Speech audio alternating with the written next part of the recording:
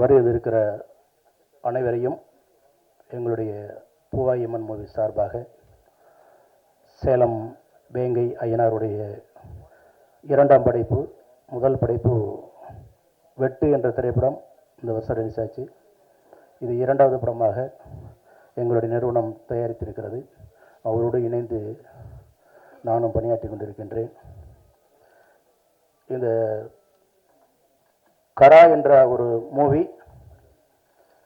மிக பொருட்செலவில் பிரம்மாண்டமாக எடுத்திருக்கோம். பார்த்துருப்பீங்க, ட்ரெய்லர் பார்த்துருக்கீங்க, பாட்டெலாம் பார்த்துருக்குறீங்க.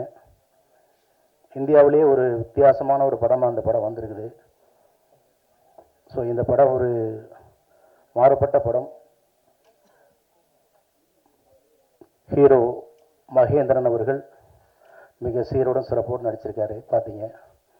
அதே மாதிரி இந்த படத்தில் டைரக்ஷன் அவதார் அவர்கள் மிக சிறப்பான ஒரு உங்கள் மக்களுக்கு தந்திருக்கிறார்.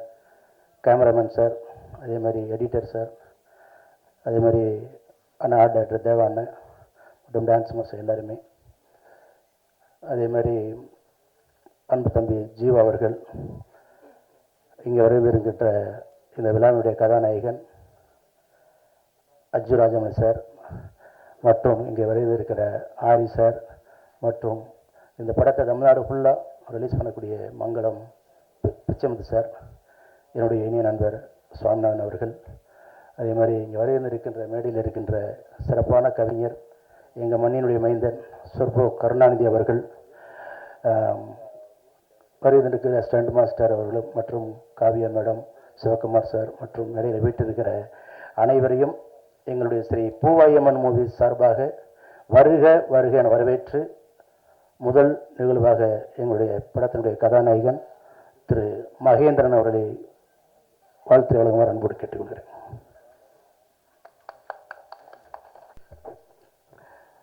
எல்லாருக்கும் வணக்கம். ஓகே, என்ன ஃபஸ்ட்டு கூப்பிடுவோன்னு எனக்கு தெரியவே தெரியாது. பட் இருந்தாலும் நான் ஃபஸ்ட்டு பேச ரொம்ப சந்தோஷப்படுறேன். நான் ஃபஸ்ட்டு டைரக்டர்கிட்டேருந்து ஸ்டார்ட் பண்ணுறேன். அவதார் ரொம்ப டிஃப்ரெண்ட்டான ஒரு பர்சன். எனக்கு அவர்கிட்ட ரொம்ப பிடிச்ச விஷயமே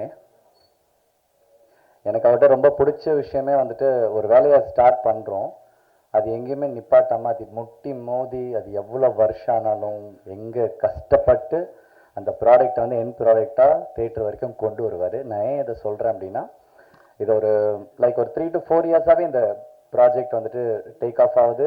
அப்புறமா நிறைய செலவுகள்னால வந்து ஹோல்ட் ஆகுது. ஸோ எங்களுக்கு நிறைய இஷ்யூஸ் இருந்துச்சு, ஆனால் அவருக்கு எங்கேயுமே கிடையாது.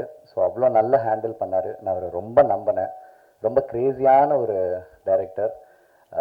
எனக்கு நிறைய தயக்கம் இருந்துச்சு. நீங்கள் பார்த்துருப்பீங்க, அந்த சாங்கெல்லாம் வந்துட்டு நீங்கள் பார்த்துருப்பீங்க. நான் சொன்னேன், சார் என்ன சார் அப்படின்னேன். இல்லை சார், ரொம்ப நல்லாயிருக்கும், அந்த கேரக்டரே அப்படி தான், அந்த காதல் குமாரே அப்படி தான் சார், அவர் பைத்தியம் சார் அவன் அப்படின்னாரு. ஸோ அதுக்காகவே நானுமே ஒரு மேக்ஸிமம் எந்த ஒரு பவுண்ட்ரியும் இல்லாமல் என்னென்ன பண்ண முடியுமோ, ஒருத்தன் வந்து ஃபைட் பண்ணால் எப்படி குரங்க மாதிரி எப்படி குதிச்சு சண்டை போடுவான், இருங்க. ஸோ ஒருத்தன் வந்து ஒரு மங்கி மாதிரி ஒரு கிரேசியான ஒரு பர்சன் எப்படி ஃபைட் பண்ணுவான், அவன் டான்ஸ் ஆன எப்படி, அவனுக்கு பவுண்டரியே கிடையாது. அவனுக்கு வந்துட்டு ஒரு இப்படிதான் ஒரு மனுஷா இருக்கணுன்றதுலாம் அவனுக்கு கிடையவே கிடையாது. ஸோ அப்படி ஒரு கேரக்டராக பண்ணியிருக்கேன். நான் நிறைய கற்றுக்கிட்டேன் இந்த படத்தில். லாஸ்ட் எனக்கு தெரிஞ்ச படத்தை ஒரு 20 to 30 minutes வந்து படம் ஃபுல்லாக தலைகிலேயே தான் தொங்கி படமே நான் சொல்லியிருப்பேன், இந்த கதையவே சொல்லியிருப்பேன். ஸோ அந்த மாதிரி நிறைய விஷயம் பண்ணேன். எனக்கு ரொம்ப சந்தோஷம். இது ப்ராஜெக்ட் கிடைக்கிறதுக்கு ஒரு முக்கியமான காரணம் வந்து கேமராமேன் வில்லியம்ஸ்னா. தேங்க்யூ ஸோ மச்ண்ணா. அண்ட் டைரக்டருக்கும் இந்த நேரத்தில் ரொம்ப ரொம்ப தேங்க்ஸ். அண்ட் இவ்வளோ நல்ல படத்துக்கு ஒரு நல்ல மியூசிக் டைரக்டர் தேவைப்பட்டது. அப்போ நான் சொன்னேன் டைரக்டர்கிட்ட, சார் நல்ல மியூசிக் டைரக்டர் வேணும் சார். பெரிய மியூசிக் டைரக்டர்கிட்ட போகும்போது பட்ஜெட் பெருசாக இருக்குது, பட் ஆனால் நம்மளுக்கு இருக்கிற பட்ஜெட்டில் நல்ல மியூசிக் டைரக்டர் வேணும். அவர் தான் சார் ஹீரோ. இதுக்கு நான்லாம் ஏதோ சும்மா நடிச்சிருவேன் சார். அவர் மியூசிக் பண்ணலன்னா, அவர் ஆர்ஆர் பண்ணலன்னா, அவருக்கு அந்த ஒரு ஃபேண்டசி சென்ஸ் இல்லைன்னா அது பண்ணவே முடியாதுன்னு சொல்லும்போது தான் நாங்கள் பார்த்த ஒரு மியூசிக் டைரக்டர் அச்சுண்ணா. அண்ணா தேங்க்யூ ஸோ மச்ண்ணா. எனக்கு உங்களை ரொம்ப பிடிக்கும். நான் உங்களோட சாங்ஸாக இருக்கட்டும், எதுவாக இருக்கட்டும், நான் அதை கேட்கும்போது நினச்சிருக்கேன் ஒரு நாள் இதோட கண்டிப்பாக ஒர்க் பண்ணணும் அப்படின்ட்டு. ஸோ அதுக்காகவே நான் இந்த படத்தில் உங்களோட மியூசிக்கில் நடிக்கும்போது நான் ரொம்ப என்ஜாய் பண்ணேன். Thank you so much for that. And editor Grayson. So இந்த மாதிரி சொல்லிட்டே போகலாம். நிறைய நல்ல நல்ல டெக்னீஷியன்ஸ் இருக்காங்க. எல்லாருக்குமே இருந்த ஒரே ஒரு ஃபயர் என்னன்னா, இந்த ப்ராஜெக்ட் ஸ்டார்ட் பண்ணியிருக்கோம், எங்கேயுமே நின்றுடக்கூடாது. ஏன்னா இன்னைக்கு நம்ம ஒரு ப்ராஜெக்டை ரொம்ப ஒரு வேகத்தோடு நம்ம ஸ்டார்ட் பண்ணுறோம். ஆனால் யாராவது எதனா சொல்லியிருப்பாங்க, இல்லை எங்கேயாவது ஒரு ஃபினான்ஸ் ப்ராப்ளம் வரும், இல்லைனா சினிமா பிஸ்னஸே இல்லைப்பான்னு சொல்லுவாங்க. இவ்வளோ கஷ்டத்தையும் தாண்டி ஒரு படத்தை கொண்டு வரது ரொம்ப கஷ்டம். ஸோ இவங்க எல்லாருமே சேர்ந்து அதை கொண்டு வந்திருக்காங்க. So thank you so much for that. And ஆக்டர்ஸாக ஜீவாண்ணா எப்போவுமே வந்துட்டு எனக்கு ஒரு அண்ணனா வந்துட்டு எதுவாக இருந்தாலும் நான் ஒரு படம் நடித்தாலும் சரி, அண்டு எங்கேயாவது என்னை பார்த்தாலும் சரி, ரொம்ப அன்பாக வந்துட்டு எனக்கு எப்போவுமே வந்துட்டு என் கூடயே இருப்பார். ஸோ இதில் வந்து எனக்கு அவர் வில்லனாக நடிக்கும்போது எனக்கு ரொம்ப ரொம்ப ஜாலியாக இருந்துச்சு. நிறைய பேசணும். ஸ்க்ரீனுக்கு பின்னாடி அண்ணன் தம்பி, முன்னாடி வந்தால் வில்லனு அப்படின்வாரு. So very happy working with Jeeva அண்ணா. அண்ட் இதில் ஹீரோயினாக வந்துட்டு ஷாய்பா நடிச்சிருக்காங்க. அவங்க இன்னைக்கு இங்கே வரல. வெரி சொன்ன ஒரு கல்யாணம் ஆக போகுது. ஸோ அதனால தான் வந்து கல்யாண ஒர்க்கில் பிஸியாக இருக்காங்க. ஸோ இந்த மாதிரி நிறைய நிறைய டெக்னீஷியன்ஸ் அண்ட் எல்லாருக்குமே, ஆக்டர்ஸ் எல்லாருக்குமே ரொம்ப ரொம்ப நன்றி. அண்ட் அயனார் அண்ணா ரொம்ப ரொம்ப நன்றி. இந்த படத்தை நீங்கள் கையில் எடுத்துக்கிட்டு தேட்டர்ஸுக்கு கொண்டு வர்றதுன்றது ஒரு பெரிய விஷயம். தேங்க்யூ ஸோ மச் அந்த விஷயத்தை நீங்கள் செய்கிறதுக்கு. அண்ட் ஆரினா, தேங்க்யூண்ணா, ரொம்ப ரொம்ப தேங்க்ஸ். நேற்று ஒரே ஒரு கால் தான் பண்ணேன். ஏன்னா எனக்குமே எல்லாம் லாஸ்ட் மினிட்ல தான் அவர் சொல்லுவார். ஒரே ஒரு கால் பண்ணேன், நீங்கள் வந்தீங்க. தேங்க்ஸ் அலாட் உங்களோட ப்ரெசன்ஸ்க்கு. அண்ட் இங்கே வந்திருக்கிற எல்லா ப்ரெஸ் அண்ட் மீடியா உங்கள் எல்லாருக்குமே ரொம்ப ரொம்ப ரொம்ப நன்றி. நான் நிறைய பேர் வந்துட்டு எனக்கு சில நேம்ஸ் எல்லாம் எனக்கு மைண்டில் நிற்காது. அதனால தான் என்னால் நேம் சொல்ல முடியாமல் அப்படியே எஸ்கேப் ஆயிடுறேன். அண்டு ஸ்டேஜில் இருக்கிறவங்களுக்கும் அண்டு எங்களை சப்போர்ட் பண்ண இந்த ப்ரெஸ் அண்ட் மீடியா மக்கள், என்னோடய ஃப்ரெண்ட்ஸ், என் ஃப்ரெண்ட்ஸ் இங்கே நிறைய பேர் எனக்காக வந்திருக்கானுங்க. மச்சான் தேங்க்ஸ் அலாட் நீங்களாம் வந்ததுக்கு. ஃப்ரெண்ட்ஸ் ரொம்ப ரொம்ப முக்கியம் லைஃப்பில். ஏன்னா அவங்க வந்து எங்கேயோ ஒரு இடத்துல வந்துட்டு நம்மளை ரொம்ப நம்புவாங்க. அவங்க எவ்வளோ கஷ்டத்தில் இருந்தாலும் கை கொடுத்து நீ வா, ஏன் நான் அவனை கூப்பிட்டு போகிறேன்னு சொல்லிட்டு அவனுங்களும் கூப்பிட்டு போவாங்க. ஸோ அந்த மாதிரி ஃப்ரெண்ட்ஸ் எனக்கு நிறைய கிடச்சிருக்காங்க. ஸோ தேங்க்யூடா உங்கள் எல்லாருக்குமே. அண்ட் இந்த படம் வெரி சூன் தேட்டருக்கு வருது. கண்டிப்பாக நீங்கள் எல்லாம் பாருங்கள். அண்ட் திருமலைன்னா தேங்க்யூ, உங்கள் பேரை மறந்துட்டு சாரி. அண்ட் எல்லாருக்குமே ரொம்ப ரொம்ப நன்றி நீங்கள் வந்ததுக்கு. Thank you, thanks a lot. தேங்க்யூ. அதாவது இந்த கதைக்கு நடிக்க மாட்டாங்க. ஏன்னா படத்தில் பார்த்தீங்கன்னா முக்கால்வாசி வந்து தலைகீழாக வர்ற ஷார்ட்ஸ் தான் இருக்கும். ஸோ அதை வந்து மகேந்திரன் துணிச்சலாக பண்ணதுக்கு உண்மையில் மகேந்திரனுக்கு நான் நன்றி சொல்கிறேன். உங்களுடைய எல்லாரும் கைதட்டலும். அதே மாதிரி இந்த படத்தில் முதல் முறையாக அவர் வந்து பிஸியாக இருக்கார். இந்த ஹீரோ விஜய் சேதுபதி சார் வந்து பயங்கர பிஸி. அவர் இந்த படத்தில் ஒரு அருமையான ஒரு பாட்டை பாடியிருக்காரு. ஸோ இப்போ தான் ஏர்போர்ட்டில் இறங்கியிருக்காரு. நேராக இங்கே வரலாம், இல்லை வீட்டுக்கு போகலாம். கண்டிப்பாக அண்ணன் இங்கே வருவார்னு எதிர்பார்க்குறேன். தேங்க்யூ.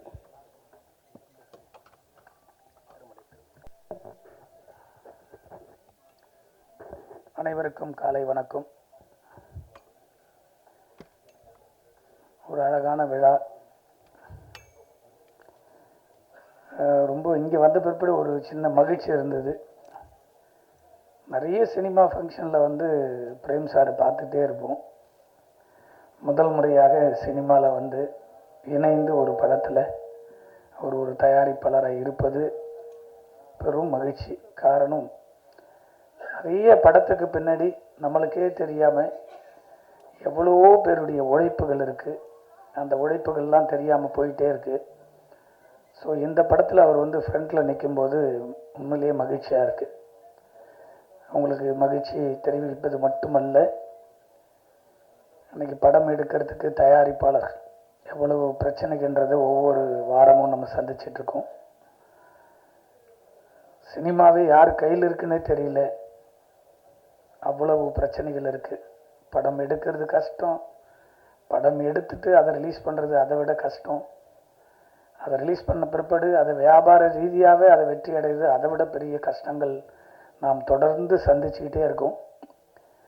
அதையெல்லாம் மீறி இந்த படத்தினுடைய தயாரிப்பாளர் ஐயனார் அவர்கள் 2-3 ஃபங்க்ஷனில் அவரை பார்த்துருக்கேன். இந்த படத்தை அவர் எடுத்து திரையரங்கு கொண்டு வர அளவுக்கு அவர் வந்து தைரியமாக வந்து இந்த படத்துக்கு நிற்கிறாருன்னா, இப்படிப்பட்ட ஆட்கள் இருப்பதினால் மட்டுமே சினிமா நம்ம எல்லாரும் வாழ்ந்துக்கிட்டு இருக்கோம். இங்கே இருக்கிற அத்தனை பேரும் சினிமாவில் இருக்கிறதுக்கு காரணம் இப்படிப்பட்ட தயாரிப்பாளர்கள்லாம் புதுசாக வரதுனால்தான்.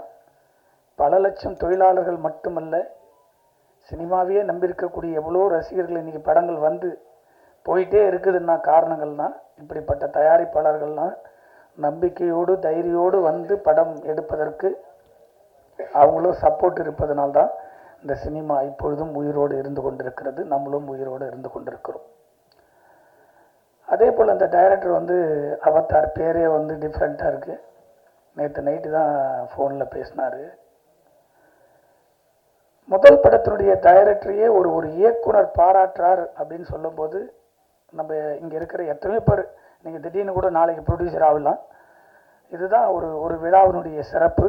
இப்படி இந்த வழி இப்படி சொல்கிற சொல் வழியாகவும் செவி வழியாக தான் ஒரு இயக்குனர்களுக்கு பட வாய்ப்புகள் தொடர்ந்து கிடைக்கும். அந்த படத்தினுடைய கதாநாயகனை 4 ஆண்டுகளுக்கு மேலாக அந்த படத்தை தொடர்ந்து சுமந்து கொண்டு எந்த தோய்வு இல்லாமல் ஒரு படத்தை எடுப்பது ரொம்ப ரொம்ப கஷ்டம் கிடையாது, ஈஸி. படம் எடுப்பது ரொம்ப ஈஸி, படத்தை வெளியே கொண்டு வரது ரொம்ப ஈஸி. அதை வியாபாரம் செய்வது மட்டும்தான் இங்கு கடினமாக இருக்கிறது. தெரிந்தவர்களுக்கு அது கடினமாக இருக்கிறது. காரணம், இந்த இயக்குனரை அன்பு தம்பி மகேந்திரன் அவர்கள் மனதார பாராட்டி இருக்கிறார். ஒரு இயக்குனர் இருந்தால் மட்டும்தான் அந்த படம் வந்து வெளியே வருங்க. ஒரு இயக்குனர் ஒரு தயாரிப்பாளரோடு இணைந்து இருந்தால் அது எவ்வளவு ஒரு சுமையாக இருந்தாலும் அந்த படம் ஈஸியாக வந்து திரையரங்குக்கு வரும், மக்கள்கிட்ட போய் சேரும். அது முதல் படைப்பிலேயே அவதார் அவர்கள் இந்த படத்தில் வந்து பேர் எடுத்திருக்குது. கண்டிப்பாக அவருக்கு வந்து ஒரு பெரிய நம்ம கைத்தட்டு கொடுக்கணும். ஏன்னா அவ்வளோ பெரிய உழைப்பு. நான் காலையில் வந்ததுலேருந்து பார்க்குறேன்.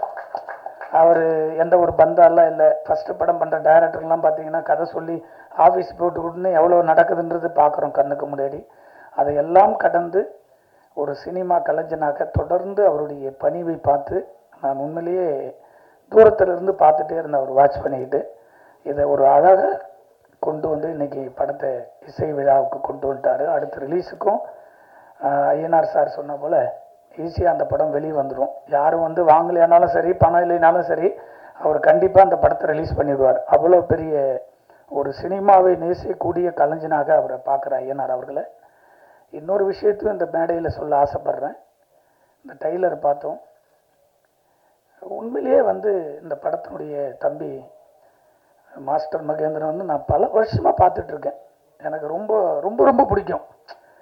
இப்படிப்பட்ட கலைஞர்கள்லாம் பெரிய இடத்த வந்து அச்சீவ் பண்ணணுன்றது நான் முன்னாடியே பார்த்துக்கிட்டே வருவேன். ஒரு நல்ல சந்தர்ப்பங்கள் வரும்போது அதை கொண்டு போய் அவரையும் சேர்க்கணும் அப்படின்றது பார்க்குறோம். இங்கே தொழில் ரீதியாக மட்டுமே சினிமா பார்க்கப்படுவதனால் நிறைய பாதிப்புகள் இருக்குது. அதையெல்லாம் கடந்து வந்திருக்கும். இந்த படத்தில் ஒரு கேரக்டர் நடிச்சிருக்காருன்னு பார்த்தேன் சொன்னாங்க வரும்போதே. ஆனால் அவர் அந்த சாங்கில் வந்து அவ்வளோ அழகாக அந்த பர்ஃபார்மன்ஸ், அந்த டான்ஸ்லாம் பார்த்தேன். ஏதோ நடிக்க தெரியாது, சும்மா ஏதோ பணம் கொடுத்துருக்காரு, நடிக்க வச்சுருப்பாங்கன்னு பார்த்தேன். ரொம்ப அழகாக அதில் நடிச்சிருக்காரு. நீங்கள் சினிமாவில் போடுற முதலீடு உங்களுடைய நடிப்பு இதுதாங்க. இங்கே பல கோடி விட்டு தான் ஒரு இடத்த அச்சீவ்மெண்ட் பண்ண முடியும். எவ்வளோ பெரிய ஆளாக இருந்தாலும், அது தயாரிப்பாளராக இருந்தாலும் சரி, நடிகர்களாக இருந்தாலும் சரி, பெரிய இயக்குநர்களும் தான் நினச்ச கதையை எடுக்கணும்னா அவங்களும் உள்ளே வந்து போட்டால் தான் ஒரே இடத்துல வெற்றி கிடைக்காது. பல இடங்களை கடந்து வந்தால் தான் அந்த வெற்றியை நம்ம அடைய முடியும். இந்த படத்தில் கண்டிப்பாக ஒரு நடிகனாக நீங்கள் கவனம் செலுத்துனீங்கன்னா கண்டிப்பாக உங்களுக்கு ஒரு நல்ல லைஃப் இருக்குது, நடிப்புக்கான லைஃப் இருக்குது. இந்த தம்பியுடைய உழைப்பு பார்த்தீங்கன்னா, அந்த பாட்டில் எடுத்து அடிக்கிறதுக்கு நம்ம ஒரு 4 நாள் ஷூட்டிங் எடுக்கணுங்க, நடிக்க முடியாது, வரமாட்டாங்க. ஆனால் அதெல்லாம் வந்து அந்த ஷாட்டில் தம்பி பார்க்கும்போது உண்மையில் லைவாக பண்ணியிருக்காப்புல. உண்மையிலேயே கண்டிப்பாக உனக்கான இடம் கண்டிப்பாக வரும் தம்பி. அதில் எந்த மாற்ற கருத்து, யாருமே யாரையும் தடுக்க முடியாது. சினிமா பொறுத்த வரைக்கும் ஒரே நைட்டு தான், வானத்திலேருந்து கொட்டுற மழை போல தான்.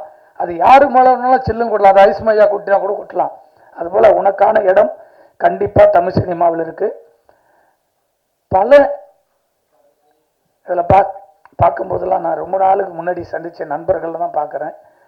மாஸ்டர் சொல்ல தேவையில்லை, பாலகுமரன் அவர்கள் ஒரு அழகான சாங்கு எடுக்கணும்னா அவர் போல் ஷார்ட் கம்போஸ் பார்க்க முடியாது. என்னுடைய முதல் படத்திலேயே எனக்கு பிடிச்சா போல் 2 சாங் எடுத்து கொடுத்தாரு. அப்படி ஒரு மாஸ்டர். அவர் பேசவே மாட்டார், ஆனால் அப்படிப்பட்ட ஒரு கலைஞன் அவர். இப்படியெல்லாம் இருக்கிறதுனால தான் சினிமாவில் அங்கங்கே அத்தி பூத்தாப்பில் ஒரு படங்களை நம்ம பார்க்குறோம். அதே போல் இந்த படத்தினுடைய கவிஞர் இருக்கார் கருணாநிதி அவர்கள். அவர்லாம் வந்து வரிகள் அப்படி எழுதுவார். கரெக்டான படங்கள், பெரிய படங்கள் அமையலை. அப்படிப்பட்ட ஒரு என்னது கடவுளை விட உயர்வா சொல்லி ஒரு பாட்டு எழுதினார் என்னுடைய படத்துல அம்மாவுக்காக. அப்படிப்பட்ட கவிஞர் அவர் கருணாநிதி அவர்கள் இந்த படத்தில் எழுதி வெற்றி கூட்டணியில் அவங்களாம் இருக்கிறாங்க. அதே போல் ஒரு சாங் பாடியிருக்காங்க நமிதா அவர்கள். நானே நடிச்சிருப்பாங்கன்னு பார்த்தேன், பாட்டு எழுதியிருக்கு, பாடியிருக்காங்க. மகிழ்ச்சியாக இருக்குது. இந்த படத்தினுடைய இசையே அச்சு அவர்கள். எனக்கு இந்த கஜானான்ற ஒரு படத்தில் தான் அவர் முதல் முறையாக பார்க்குறேன்.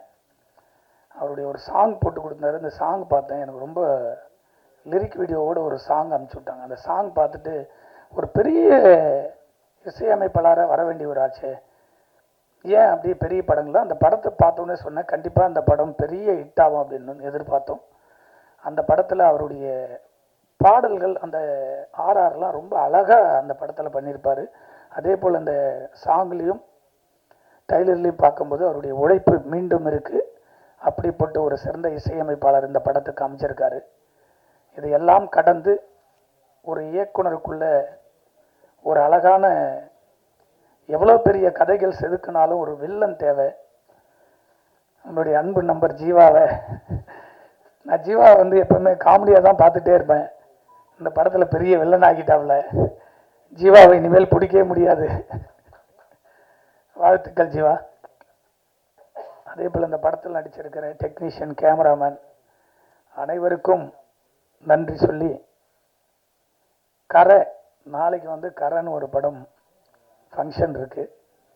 திடீர்னு இந்த படத்தினுடைய டைட்டில் கூட என்கிட்ட சொல்லலை, ரைட்டு. இதுதாங்க இங்கே எங்கே போர் உருவாகுது அப்படின்னு சொன்னால், நாட்டில் வறுமை கோட்டுக்கீழும் வறுமை கோட்டுக்கு மேலும் தான் போர் உருவாகிறது. ஒரு தயாரிப்பாளர், சிறுபட தயாரிப்பாளர்கள் மட்டும்தான் தமிழ் சினிமாவை சொந்த பணம் எடுத்துட்டு பல வீடுகளுக்கு படம் முடிஞ்சு நினைப்போம், முடியாது. அந்த டைமில் ஒரு வீடு விற்பாங்க. சரி, அதை முடிச்சுட்டு கடந்து வந்துடும் நினைக்கிறோம். சில டைரக்டரால் பட்ஜெட்டில் பண்ண முடியலன்னா வீட்டில் இருந்து அப்போ தான் ஒரு 50 பவுன் எடுத்து போய் பேங்க்கில் வைப்பாங்க. அதுக்கப்புறம் அதுவும் முடியாது, வேறு என்னடா கொண்டது, ஒரு 20 லட்சம் ரூபா இந்த படத்தை ரிலீஸ் பண்ணிடலாம், சின்ன படத்தை தேட்டர் கொண்டு வருவான்னு அப்போ தான் போய் முதல் முறையாக ஒரு கடன் வாங்குவாங்க. அந்த கடன் 20 லட்சம் ரூபாய்க்கு 40 லட்சம் ஆகும்ல, 1 கோடி ஆகும். அதை அடைக்கிறதுக்கு கூட அந்த படத்துலேருந்து வருமானம் வராது. அப்படி சிறு படங்களை நீ உட்கார்ந்துருக்க அத்தனை பேர் பிரஸ்காரர் இருக்காங்க. இவங்கெல்லாம் நம்மெல்லாம் இங்கே வாழறதுக்கு காரணமே இது போல் சிறு படங்கள் இருப்பதினால் மட்டுமே நம்ம வாழ்ந்துக்கிட்டு இருக்கோம். ஏன் இதை சொல்ல வந்தேன்னா, அந்த கரை டைட்டில் ஒரு படைப்பாளி எவ்வளோ அளவுக்கு அந்த கதையை நேசிக்கும் போது அந்த டைட்டிலை யோசித்து இந்த படத்துக்கு இந்த டைட்டில் தான் வரணும் அப்படின்னு யோசித்து தான் ஒரு இயக்குனர் இந்த டைட்டில் வச்சிருப்பார். ஒரு தயாரிப்பாளர் சங்கத்தில் பதிவு செய்யப்பட்ட டைட்டில், அதே பேரில் இன்னொரு பேர் வருது, தனுஷ் நடிக்கிறார். நான் ரொம்ப பேசக்கூடாதுன்னு பார்க்குறேன் அதை பற்றி. ஆனால் இருந்தாலும் ஒரு சராசரி ஒரு தயாரிப்பாளராக நான் பேச வேண்டிய கடமையில் இங்கே இருக்கேன். காரணம், ஒரு முற்போக்கு சிந்தையோடு தயாரிப்பாளர் சங்கம் என்பது தமிழ் சினிமாவில் ஒரு மாற்றத்தை உருவாக்கக்கூடிய ஒரு இடத்தில் இருப்பது தான் ஒரு சங்கத்தினுடைய அழகு. அந்த சங்கத்தின் அழகை அப்படி அழகாக உருவாக்க வேண்டும், ஒரு தயாரிப்பாளர்களுக்கு பாதுகாப்பாக இருக்க வேண்டும் என்பதற்காக தான் ஒரு நிர்வாகிகளை கொண்டு நம்ம அமர வச்சு எல்லா தயாரிப்பாளர்களுக்கும் ஒரு பாதுகாப்பாக இருப்பாங்க. புதுசாக வர தயாரிப்பாளர் எதுக்கு மெம்பர் ஆகிறோம்? நான் படையெடுக்கிறேன், எனக்கு எதனா பிரச்சனை நிற்பாங்க. நான் படையெடுக்கிறேன், எனக்கு வழிகாட்டுவாங்க. இந்த படத்துக்கு தொழில் ரீதியாக பாதிப்புனா எங்களுக்கு முன்னாடி நிற்பாங்க. பட ரிலீஸில் பிரச்சனை நிற்பாங்கன்றதுக்காக தான் ஒரு சங்கம். அந்த சங்கத்திற்கு நாம் இணைந்து அதில் உறுப்பினர் ஆகிறோம். ஒரு டைலர் சென்சார் பண்ணிட்டாங்க, படத்துக்கும் சென்சார் போயிடுச்சு. சென்சார் போர்டு 2 டைட்டில் எப்படி டைட்டில் கொடுப்பாங்க? ஒரு 5 ஆண்டுகள் முடிஞ்சா கூட நம்ம பைலா பிரகாரம் திரும்ப அந்த டைட்டிலை வேற ஆள் யூஸ் பண்ணிக்கலாம். ஆனால் ஒரே டைமில் 2 டைட்டில், ஒரு சராசரி ஒரு சாதாரண விஷயத்தை சரி செய்யக்கூடிய ஒரு தயாரிப்பாளர் சங்கம் இங்கே தான் மேல் மக்கள் கீழ் மக்கள் என்ற போல பிரிவினை உருவாக்குறார்கள். தொடர்ந்து சொந்த பணம் போட்டு தயாரிக்கிற தயாரிப்பாளர்களுக்கு இங்கு பாதுகாப்பு இல்லை. ஒரு சங்கம் எப்படி பாதுகாப்பு இருக்கணும்னா, படம் எடுத்ததிலிருந்து படத்தை முடிச்சு வெளியே கொண்டு வர வரைக்கும் அந்த தயாரிப்பாளர்களுக்கு அரணாகவும் பாதுகாப்பாகவும் இருப்பதுதான் ஒரு தயாரிப்பாளர் சங்கத்தினுடைய கடமை. இந்த தயாரிப்பாளர் சங்கத்தை மட்டும்தான் ஒட்டுமொத்த சினிமாவையும் நம்ம வழி நடத்துறோம். அந்த சங்கமே ஒரு சாதாரண டைட்டில், இந்த டைட்டில் மட்டும் இல்லை, பல டைட்டில்கள் இதே பிரச்சனை வருது. எனக்கு ஷாக் ஆகுது. உட்காந்த கரை அப்படின்னு ஷாக் ஆயிடுச்சு. நாளைக்கு 31 படம் ரிலீஸ் ஆக போகுது. பாதிப்பு எங்கே வருது? ஒரு தயாரிப்பாளர் சிறு படத்துக்கு எந்த படமே சோசியல் மீடியாவில் தட்டினா எந்த படம் வரும்? நாளைக்கு படம் ரிலீஸுக்கு அப்புறம் நீங்கள் சோசியல் மீடியாவில் தட்டினீங்கன்னா திருமலை பேசியிருக்காரு டைரக்டர் அப்படின்னு போட்டிங்கன்னா தான் கரை வரும். நீங்கள் கரைன்னு போட்டிங்கன்னா தனுஷ் படத்துக்கு போய்டும் நேராக. இந்த படத்தினுடைய லிஸ்ட்டே வராது யூடியூப்பில் தட்டினா. ஆரி வந்திருக்காரு. இப்படி சிறு படத்தை ஊக்குவிச்சு இவர் பேர் போட்டால் தான் அந்த படத்துக்கு வரும். நீங்கள் கரண் போட்டுருந்தா எந்த படத்துக்கு வரும்? நேராக தனுஷ் படத்துக்கு தான் போடும். சோசியல் மீடியாவில் உனக்கு 5 டேஸ்க்கு அப்புறம் செக் பண்ணி பாருங்கள் நாளையிலேருந்து. அப்போ ஒரு டைட்டில் ஒரு பாதுகாப்பு, ஒரு கதைக்கு எவ்வளோ முக்கியம். அப்படி செதுக்கி வச்ச ஒரு டைட்டிலை பைலா பிரகாரம் சங்கத்தில் பதிவு செஞ்சு ரெனியூவல் முடியுதுன்னா ரெனியூவல் சங்கத்திலேருந்து ஒரு தயாரிப்பாளர்களுக்கு மெயில் போட்டு, சார் ரெனியூவல் டேட்டு முடியுது அப்படின்னு கேட்டுட்டு கொடுக்கணும். யாருக்கானா திரும்ப ரெனியூவலுக்கும் லெட்டர் கொடுத்தோம். இது வரைக்கும் அதை ரெனியூவல் பண்ண கொடுக்காம ஒரு சங்கம் இயங்குதுன்னா 22ல் பண்ண டைட்டில் முதல் முறையா தயாரிப்பாளர் சங்கத்தில் ஒரு புரட்சியை நான் பார்த்தது அன்பு நண்பர், என்னுடைய ஆர்வீர் நண்பர் விஷால் மூலம் தான் நான் புரட்சியை பார்த்தேன். ஒரே ஒரு தலைவரா பதவி ஏற்றுக்கின 10 நாள்ல எந்த சங்கமானாரு சினிமா வழி நடத்துறது இங்கதான் உட்கார்ந்து 6 மாசத்துல அவ்வளவு திட்டங்களை போட்டு யாருக்கிட்ட நம்ம பிச்சை எடுக்கக்கூடாது. படம் எடுக்கிற தயாரிப்பாளர்கள், படத்தை நம்பி நடிச்சிருக்க கலைஞர்களுக்கு அந்த படம் கிராண்டா வெளியே வரணும். கியூபில் போய் கண்டென்ட் கொடுத்துட்டு எங்க நிற்கிறோம்? அவங்களுக்காக 4 மணி நேரம் டைம் சொல்லுவாங்க ஒரு படத்தை பார்க்கறதுக்கு ஃபர்ஸ்ட் காப்பிக்கு. அவ்வளவுக்கு கொடுமைகளை சரி செஞ்சது விஷால் அவர்கள் மட்டுமே. அதன் பிறகு 5 ஆண்டுகள் ஒவ்வொரு தயாரிப்பாளர்கள் 200 கம்ப்ளைண்ட் இருக்கு தயாரிப்பாளர் சங்கத்தில். 10 வருஷம் தயாரிப்பாளர் சங்கத்தை மாற்ற முடியாதுன்றதுக்காக தான் இயக்குனர் சங்கத்திலிருந்து 10 ஆண்டுகளுக்கு மேலாக தொடர்ந்து பதவியில் இருந்து தவறு எங்க நடக்குதோ ஒரே நாள் அங்க மாற்றத்தை உருவாக்கணும். அதை கடந்து எங்கடா சரி செய்ய வேண்டிய இடம்னு பார்த்தா திரையரங்குக்கு போனா பிரச்சனை, கியூபுக்கு போனா பிரச்சனை, படம் மல்டிபிளக்ஸ் தியேட்டருக்கு போனா பிரச்சனை, எங்க போனாலும் பிரச்சனை. சரி செய்ய வேண்டிய இடம் தயாரிப்பாளர் சங்கம். அந்த சங்கமே 5 சங்கமா பிரிஞ்சு போச்சு.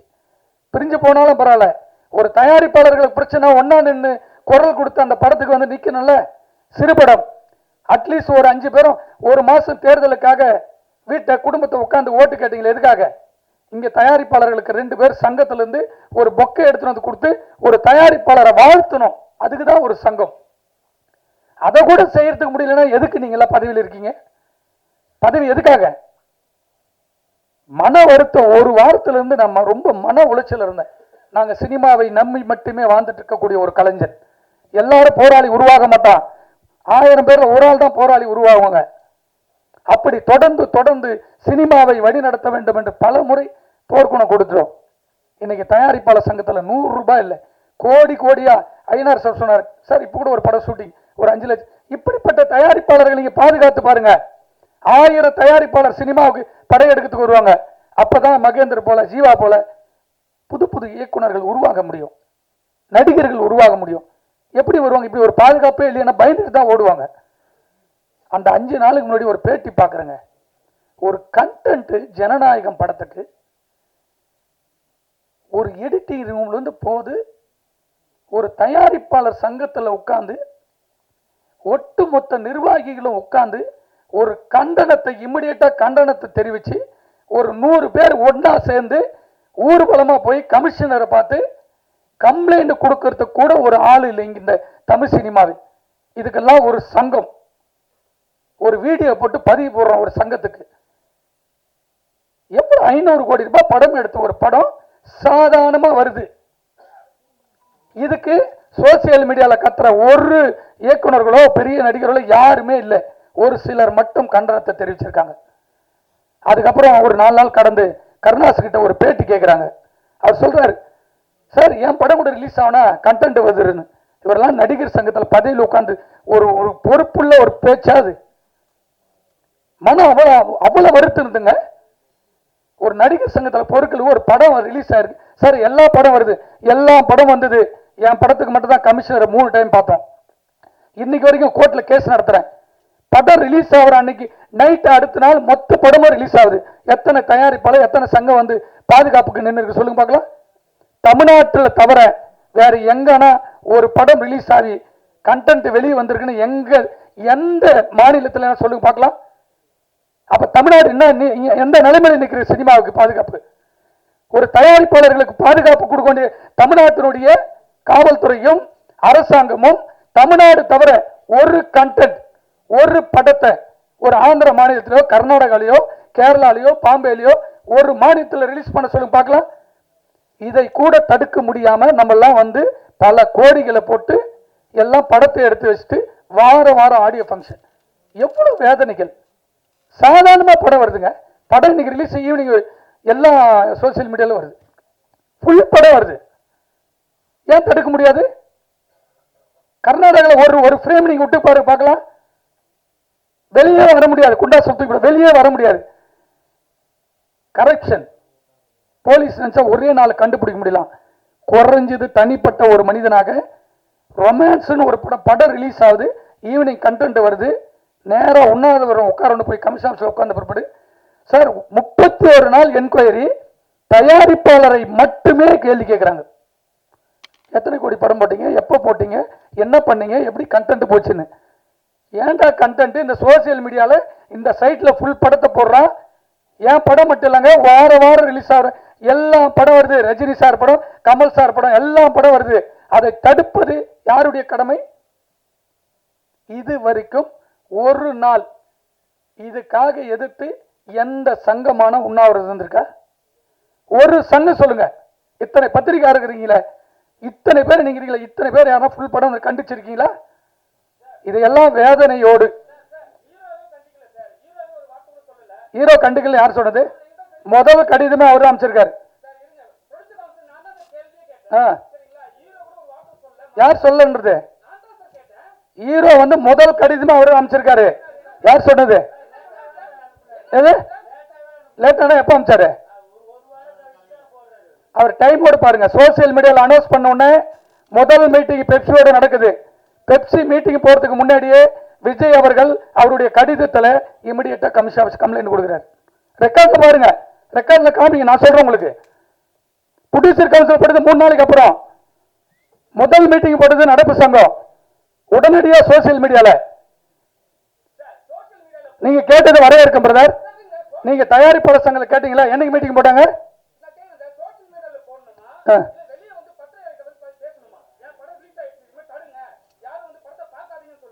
யார் சொல்லணும்? இன்னைக்கு தேர்தலில் வந்து அவர் வந்து பத்திரிகையாளர் சந்திப்பாரா? அவர் உங்ககிட்ட கம்ப்ளைண்ட் கொடுக்கணுமா, போலீஸ் ஆபீசர் கிட்ட கம்ப்ளைண்ட் கொடுக்கணுமா? சார் மீட் பண்ணலாம், இல்ல மீட் பண்ணலாம். எது விஜய்லாம் கிடையாதுங்க. ஏங்க நான் பொலிட்டிக்கல் வேற, நான் பொலிட்டிக்கல் வேற, நான் பொலிட்டிக்கல் வேற. நான் சொல்றது கம்ப்ளைண்ட் எங்க கொடுக்கணும், கம்ப்ளைண்ட் எங்க கொடுக்கணும் உங்களுக்கு தெரியும். கம்ப்ளைண்ட் எங்க கொடுக்கணும்? அங்கதான் கொடுத்திருக்காரு. விஜய் அவர்கள் யாருகிட்ட சொல்ல கமிஷன் ஆபீஸ்ல முதல் கம்ப்ளைண்ட் அவர் தான் கொடுத்திருக்காரு. அதுக்கப்புறம் தான் நடப்பு சங்கம் இருக்கு. சோசியல் மீடியால இருங்க, சோசியல் மீடியால இருக்கு. சொல்லுங்க.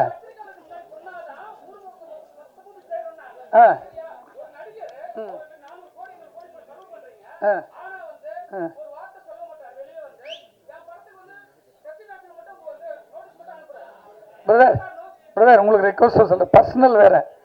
அவருடைய ஃபுல் படத்தை ஒரு தயாரிப்பாளர் கம்ப்ளைண்ட் கொடுக்குறாரு. நடிகர் முதலையே கம்ப்ளைண்ட் போட்டு இந்த படம் லீக் அவுட் ஆயிடுன்னு கமிஷன் ஆஃபீஸர் கொடுக்குறாரு. தயாரிப்பாளர்கள் கொடுக்குறாங்க. இதை நாம் ஒட்டுமொத்த இண்டஸ்ட்ரி சேர்ந்து தான். நான் தான் சொல்றேன், ப்ரெஸ் எங்க இருக்கு? தனியாவா இருக்கு? சினிமா குடும்பம் தானே. நாம் ஒன்னா சேர்ந்து இதை கண்டனம் தெரிவிச்சிருக்கணும். நம்ம தெரிவிக்கல, நம்ம மேல தப்பு இருக்குல்ல. விஜய் விட்டுருங்க, டெய்லி ரிலீஸ் ஆகிற படம்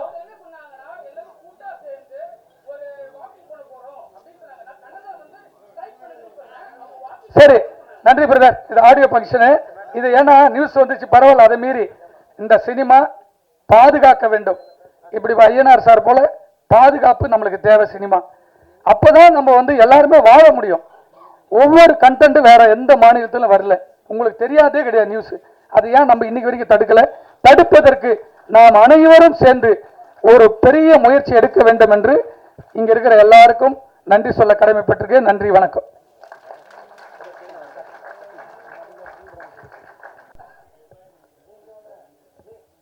கரா ஆடியோ வெளியீட்டு விழாவிற்கு வருகை புரிந்திருக்கும் பத்திரிகை நண்பர்கள் மற்றும் சேனல் நண்பர்கள் அனைவருக்கும், இங்கு கதாநாயகா வீட்டிற்கும் அருமை நண்பர் மகேந்திரன் அவர்களுக்கும், ஜீவா அவர்களுக்கும், ஆரி அவர்களுக்கும்,